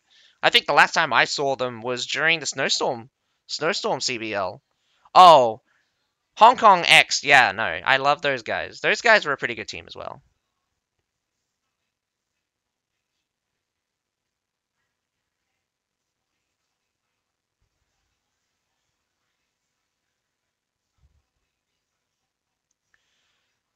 All the siege towers get destroyed. So they are looking to buy time by destroying the siege towers.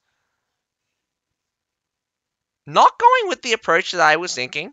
Um, again, it's not terrible that you don't do this. I mean, it's just a It's just a strategy that that has appeared before. My memory is not the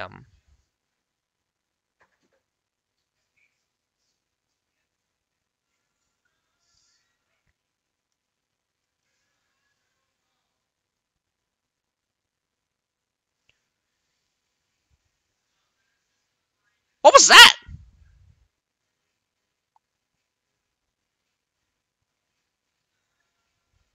Huh? Okay, hang on. What the fuck happened?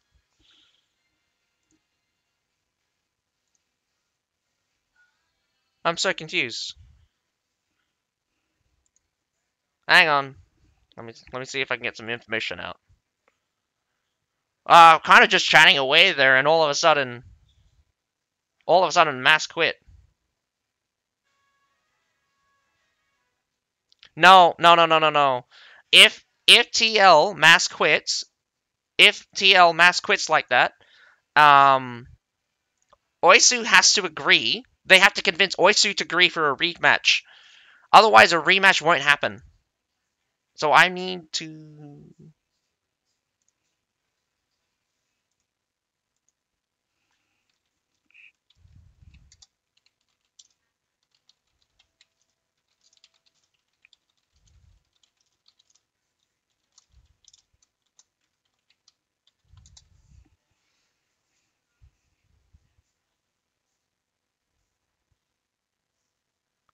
It's not a rematch. You cannot rematch unless Oisu agrees.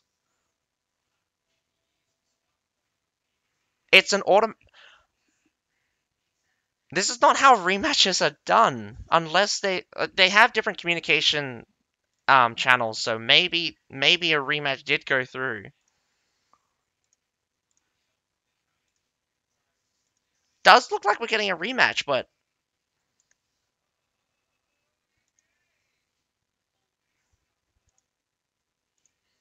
that's really no. That's not fair. That's not fair. That's not fair. The rematch oh man, hang on.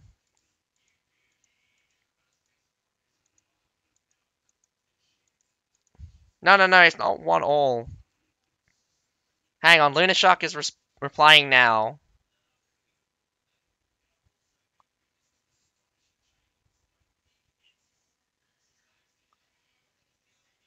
Oh my god. They forgot to ban the units.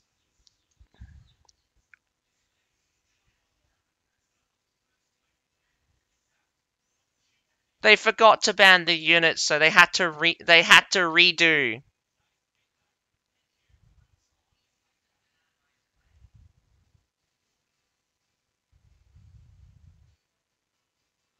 Oh man, I need to check the VOD. I don't think any of the banned units were used. It didn't look like any of them were, but oh man.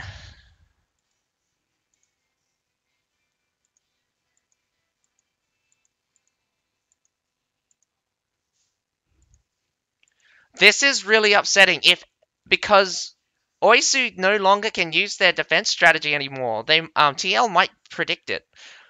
Oh man. But I mean, like, I mean, at this point, it's going to be at some kind of four-dimensional chess move right now. Like, does TL know that Oisu went with a full infantry lineup? Secondly, will Oisu change their lineup in order to make sure that they get the wall? But I mean, then will Oisu actually reverse their units and change to a different style? So it's just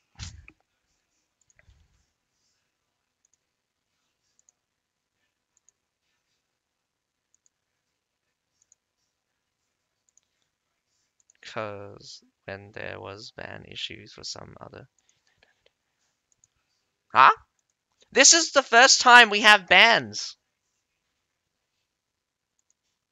We wick you. This is the first time they've ever had banned units.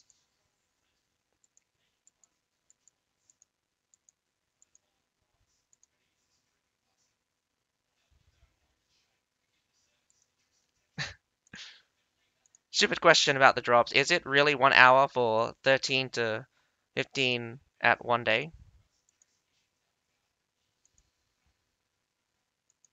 It should be. It should be until the next day. It should be one whole day. Or hang on, wait, no, no, no, no, no. Yeah. Hang on, wait, yeah. No, it is actually just Twitch drops for 1 hour. So, for 2 hours. So normally it's a little bit longer. Normally it's a little bit longer.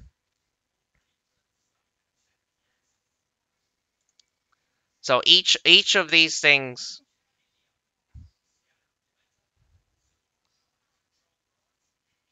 Okay, so there's two sets of drops. You have the daily watch bundles. So these are watch bundles for the CBL in particular. So this is when the CBL is on. Then you have the cheering campaign. You just watch CB. You just watch anyone streaming CB that has the drops, and you get a bunch of runs. The daily ones are only for 2 hours, so you don't actually have very much time to actually pick these up. But it is a two hour slot for most days. Interesting that why the first one went from the 21st to the 5:30 on the next day.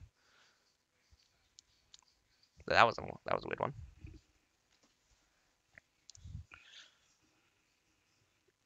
One day I think you need to go to other streamer. Azakai's only stream CBL. Oh yeah, I only stream the CBL when CBL's on. I'm sorry, but I stream on Monday from 2 o'clock my time to about 8, so about 6 hours. I'm sorry, but I mean like I mean I would love to stream more, but I mean I'm here for this. I'm here for the CBL, and it just kind of helps with the show, just for the show.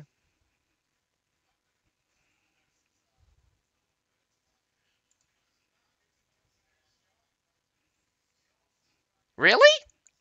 Considering that this is the first time I'm seeing pick bans. Was there pick ban during the qualifying phase? I don't remember that. Like maps were pick banned, but I have not seen unit pick ban. Still going with the full infantry lineup. TL hasn't really changed.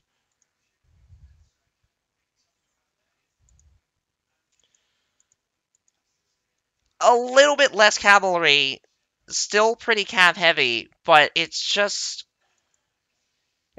going to be a bit interesting. A little bit. It's actually not that much. They still have quite a bit of cavalry. I think they dropped maybe like 3 or 5 cavalry out from TL's side. So it's not like TL doesn't suspect that Oisu is going to go for like a wall hold, but maybe Oisu is confident they can take the wall. Hmm.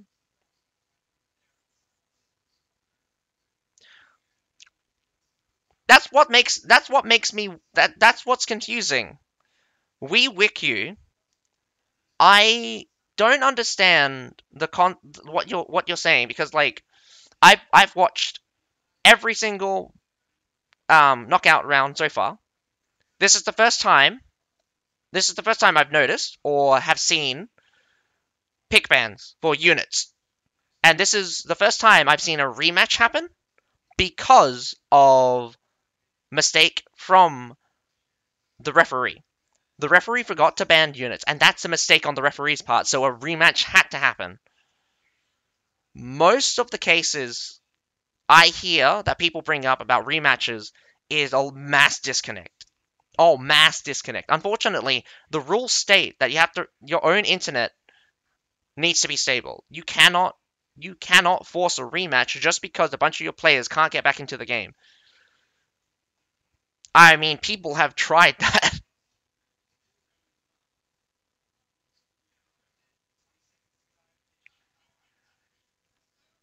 Yeah, we were there. Obi-Wan Kenobi was there. Zid1 was there. We all watched the matches together. We watched the matches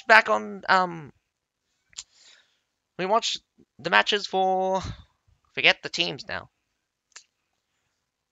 It was ING versus Nope and CNC versus TSY. It was a stomp basically for ING and CNC.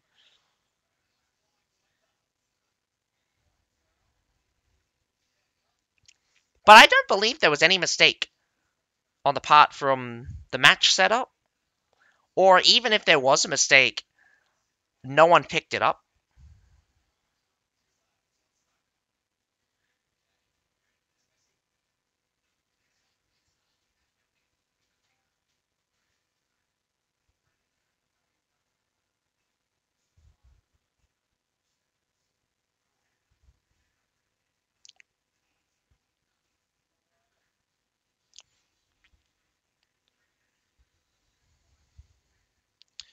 I can check through my VOD and see if that is true, but at the present time, if it wasn't caught at the time, it's already too late since the matches are basically done. So you can't rematch now since it's already way past. Does look like does look like TL has gone through the small gate.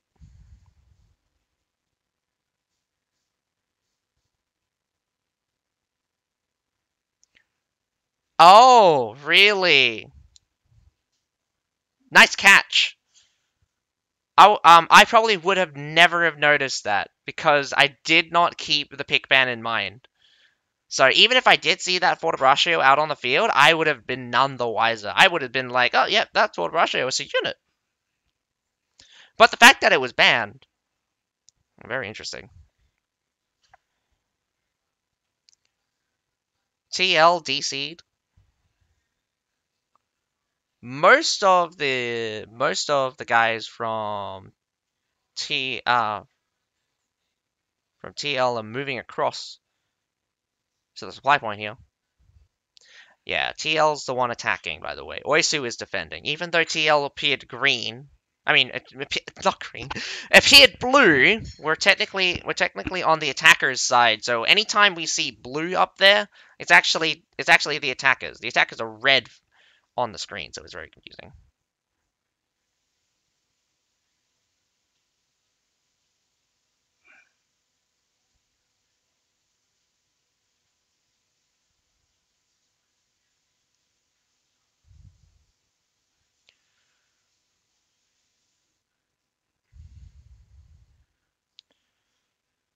Well, in this case, a push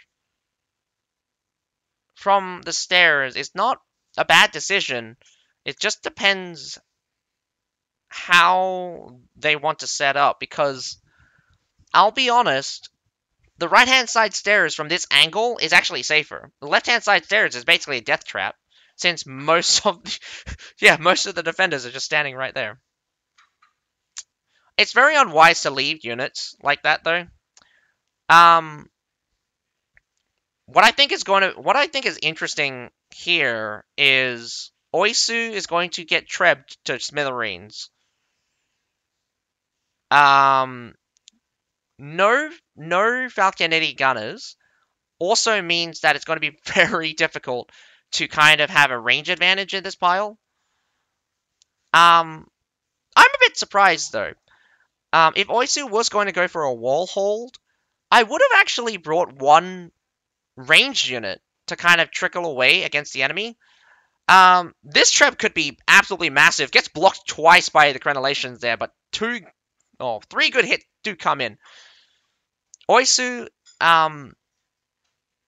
you need ranged units, kind of, against this long strip of wall. And realistically, Oisu kind of shooting themselves in the foot here. They're splitting their forces, one going down to Siege Tower, one going to defend the A point. The mass of infantry coming out to the A point is so big right now.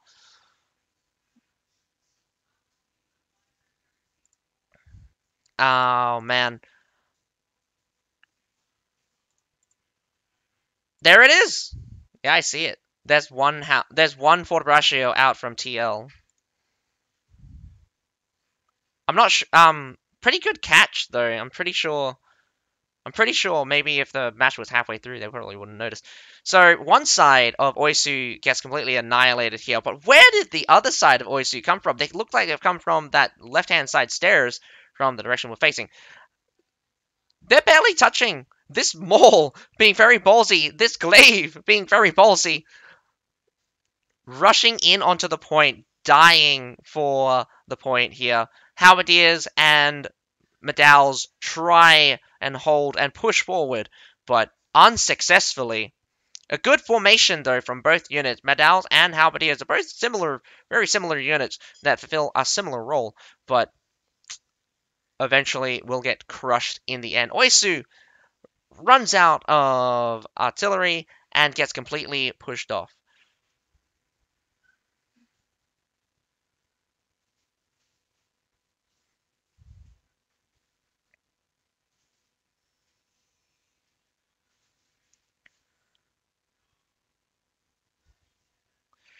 Ball boys, yeah, but I didn't see a ball boys coming out from Oisu. Actually, I saw ball boys coming out for TL in that engagement. They did seem to have gotten killed, as we did look at the thing.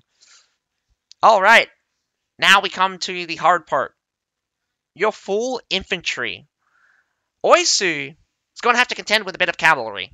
And when I mean a bit, I mean a lot. Tier 5 cavalry is nothing to scoff at, and realistically, they have no foothold inside the harbor city right now, but they are fast. Cavalry is fast. Oisu might stretch themselves thin here. They really need to choose which intersections they want to defend. And too many times on Harbor City have I seen the left-hand side supply point get captured. I could see this being a very bad, very, very bad occasion where that supply point is going to get pushed because you look at the setup right now. Oisu is heavy, heavy, heavy, heavy on that right-hand side intersection. Classically, we have a little bit of a split here, and I'm not even sure if Oisu has noticed yet, but most of TL is actually on that left-hand side. Could go straight for that supply point. I would.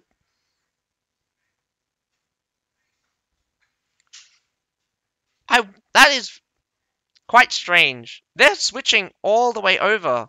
TL might make a big mistake by kind of funneling into that formation.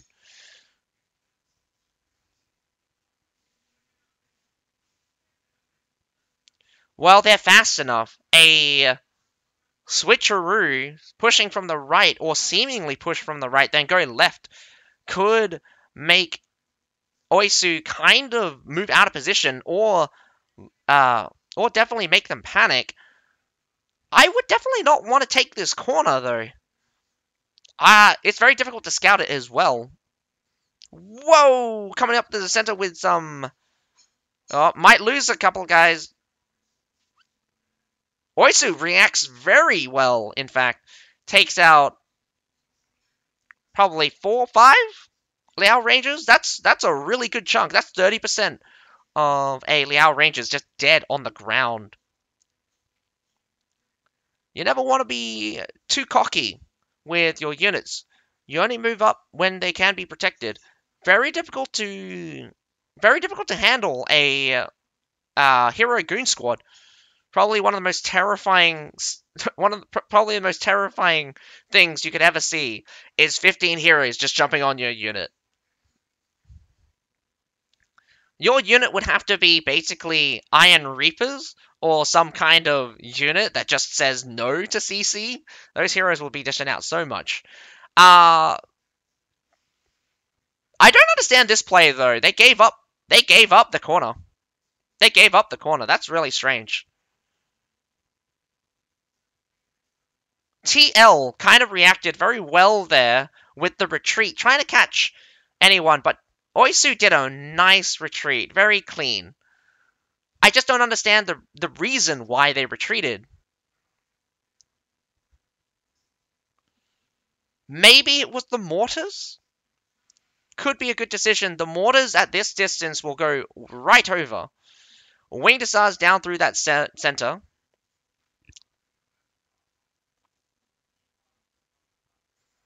Yeah, Oisu don't have counter arty. And because they're further away, the mortars can't get the guys closest to the wall. If they just stay close to the wall and fan out when the enemy attack, they should be able to preserve their strength. The mortars should be fairly ineffective right now. So I can actually see now. So thank you for pointing this out, Obi. So to point out why Oisu retreated from that corner was because they were getting mortared, and the angle of the mortar makes that entire section undefendable because you just get mortared to pieces. Now, the distance they are at allows for the wall they're currently... Whoa! A push towards the supply point right now is going on. We have a Longbow hero staying on the supply point, trying to run away, in fact, but he's got 2 pikes and 2 spears on him, about to die. 1 medal near the supply point is defending, but I don't think it's going to be good enough. Does push up with a little bit more mortaring, and in this case, a pin is happening. The main force of Oisu is pinned down, has to make a move, goes in for the kill for the major force here. Mass cavalry coming in from the rear could be absolutely devastating for your setup right now. No one on the base point, but does look like TL is going for the kill as well. We got the flanking force going to get recharged by cavalry first, and then we're going to have the main defending force going to get hit by cavalry coming in second. Main force right now just ran right through. The flanking force ran through. Daggerite Lancers get half stopped here. Didn't actually go through. Liao Rangers might have a little bit more success. Oisu actually doing really well cleaning out most of the attackers right now. They just need to survive the onslaught of cavalry that is splitting them up. Lots of trebs coming through. Surprisingly, Oisu has come out on top. Huge right now. But the only fortunate thing here is the formation is broken. Cavalry is going to come in right now. The front line is not set. It's not completely set, but it's getting solidified right now. Another cavalry just went straight in and died. TL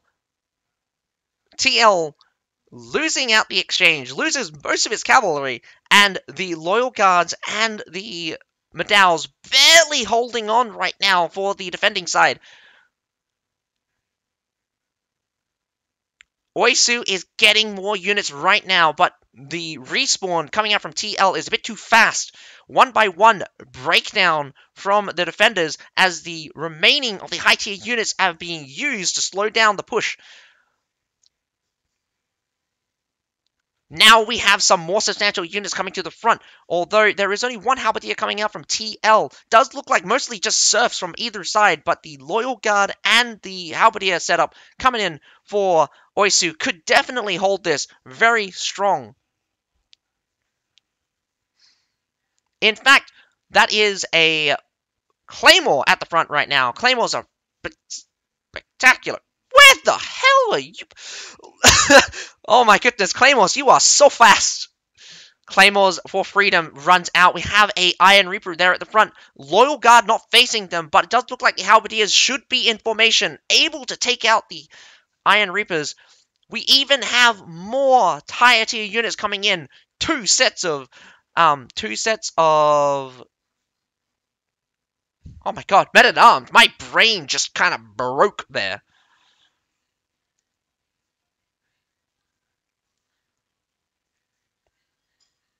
Brutal exchange. I'll kid you not. Oisu, first team to not panic. Not panic when that supply point gets taken. Excellently well done. Good decision. Don't go straight back to the supply point, even if it gets taken. Crush the enemy where they're weak. There was less guys on the field on that main section. You were able to clean them up. I was very afraid for you. Lots of cavalry, and that cavalry could basically decimate your entire army. 1 minute left to go. Big surf pile coming through, but the Halberdiers, Loyal Guards, and the Men-at-Arms fighting for the finish right now.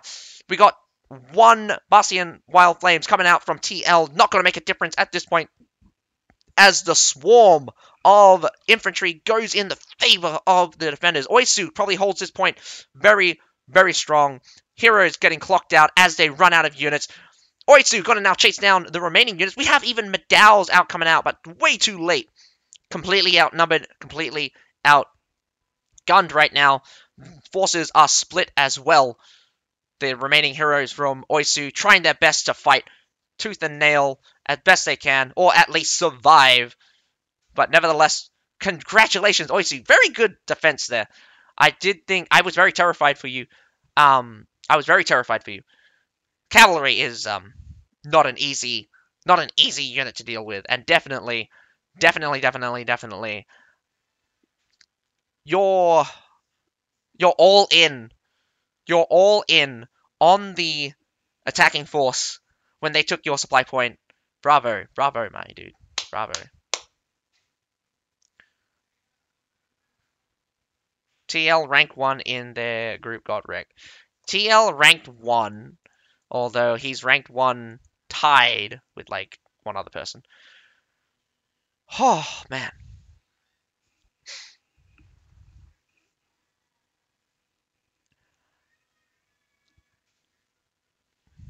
I'm not sure if they place restrictions on TL, because what would be very important is the rules for a rematch. As an observer, I'm not entirely sure what exactly happened,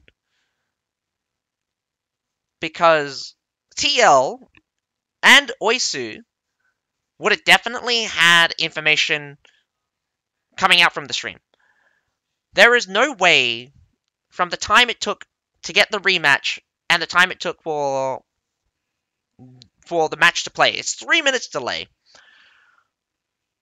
There was no way that they would have got into the match again before the information was given out. So they both knew the unit composition from both sides. Interesting thing here is that the unit composition didn't change very much, but how it played out was a little bit unexpected, to say the least. I'll have to agree with you right there. When it's not a stomp, it's always exciting. I love it. I love it so much. Both teams fighting tooth and nails, and definitely coming in with some very strange units. I mean, Men-at-Arms at the end there. Whew. Well, I would have to agree with you to a certain extent. Chevaliers. So, Chevaliers as a cavalry unit are not spectacular. They're squishier than monastics, deal less damage in charge, but they have a little bit of better lance thrust. Their retinue makes up for about, let's say, 80% of their effectiveness, either by doubling their size or outputting more damage.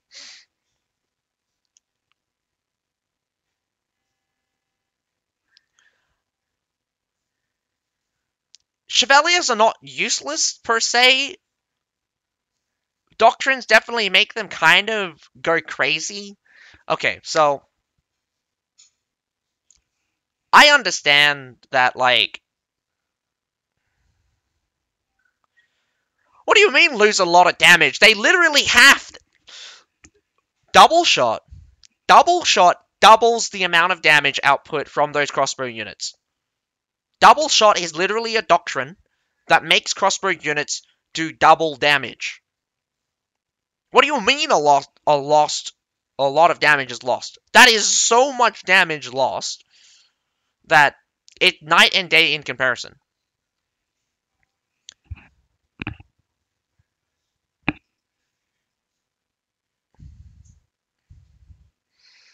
Their retinue only effective if they have doctrines. Bad unit pick by TL. Again, I can understand that. Again, the retinue and the Chevaliers themselves benefit from doctrines way more since they can put on way more. But here's the thing. Chevaliers are still very effective against other cavalry. And because of Chevalier's flexibility, being both a cavalry unit and a ranged unit, in most cases, since people bring the... they bring the crossbow unit, you have a little bit of flexibility. It allows you to have a cavalry unit, but you have to kind of take care of your crossbow unit as well.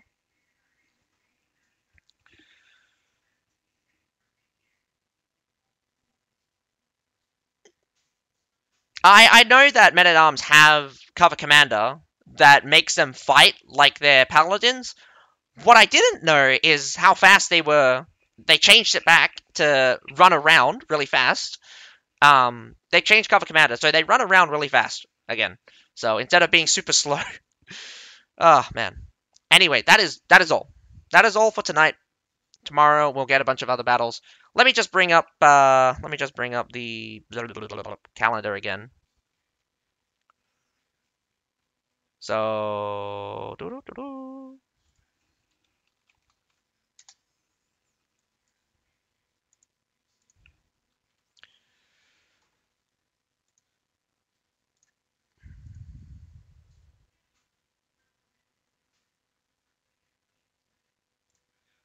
come on.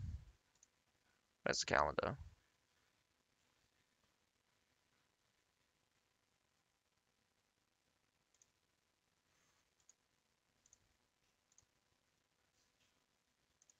Nope, that's not it.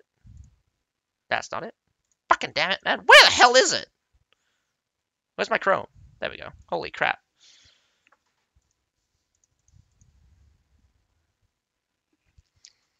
Okay, so just finishing up Thursday. We just finished up Thursday. Tomorrow is Friday. Tomorrow on Friday, we'll get YYY versus AOE. Then following that, we'll have BOD versus SSR. I'm actually kind of surprised to see BOD here, but then again, the rest of their teams in that group is not actually very good. So, tomorrow on Friday, we'll be watching YYY and AOE, BOD, SSR. So, just for a recap for today, we watched Ariel versus BPJT, BPJT winning 2-0, and then we watched TL versus OISU fighting really hard against TL. Very exciting, in fact. I think difficulties against TL does show a little bit better performance out from TL since considering that the other Chinese teams haven't really been putting up much of a fight against some of our... I would say basically the top two teams from the Asia division. Though they did kind of hand Nope a massive L with smashing them 2-0. But then again, Nope going in with a very aggressive cavalry setup, which just got them killed a lot. You think... Okay, so Obi-Wan Kenobi, for factors, wants to say... for history, for record's sake, he's saying YYY is going to beat AOE. And then it's a rematch between BOD and SSR lost to BOD last time. So, oh yes, that's actually true. I kind of forgot that. I kind of forgot that they did lose that one. Where is it? There's a match somewhere. Ah, da, da, da, da, da, da. Was it early on? Must have been early on.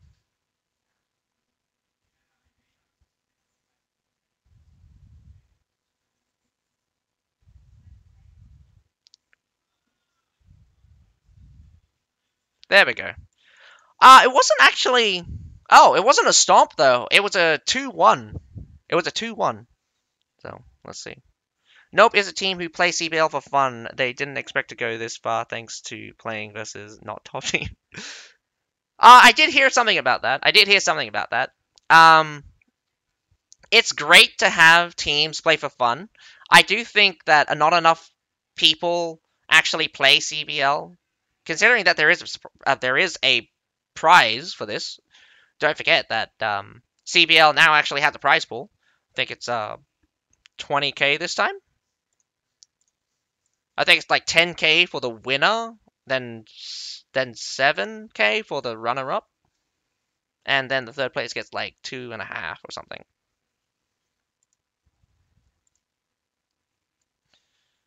Well, I do hope that if they ever do come back for CBL, they have a good showing. Whether or not they do it for fun, I want them to kind of be more serious when they come up with fun strategies, because I love the okay, I'm gonna put this down. I love that they went heavy on the cavalry. I dislike the fact that they didn't put effort into matchup with the cavalry. They just kind of threw them in, hoping it would work out. They didn't see what the enemy was bringing. They didn't see what they were bringing, and went, okay, how do we win this engagement? They kind of just went, let's bring a lot of cavalry, let's have some fun, let's go kill the enemy, and just charge straight at them. That's not a good strategy. You kind of just hoping that the enemy just not going to be, you're just gonna, you're kind of hoping that the enemy do not react properly to you.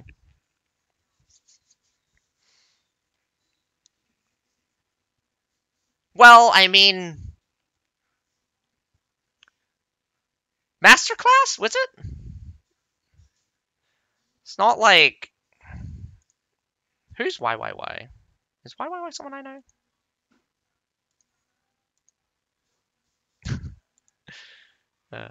Anyway, that is all for tonight. Finishing up for tonight. I hope you guys enjoyed the second day of the knockout phase for the Asia Division tournament. Would it be classified as global or just the Asia Division tournament? I'm not entirely sure, so tell me what you guys think. It's CBL 2022 Winter Knockout Stage, so maybe I'll call it the Winter Tournament instead. Or, no, it's still the Asia Division. Never mind that. Send us to drop enabled streamer, please. I'm lazy to move. Alrighty. So, Zidwan wants to go to a drop enabled thingy-mabob. Let's go find you a streamer. But, nevertheless, I hope you guys enjoyed the stream. But other than that, my name's Azukai. Have a nice day. Let's go Cosmo!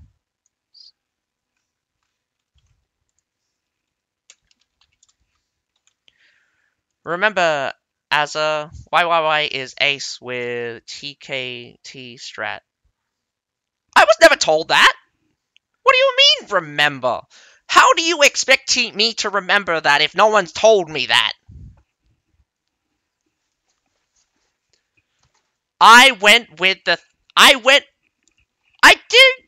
Ah, fine, whatever. I'll send you to the girl because I'm a simp. I didn't realize that it was a girl. I keep thinking Cosmo's just a random person. Alright? I don't actually watch these streams, alright? Alright. Hope you guys enjoyed the stream. Other than that, bye for now.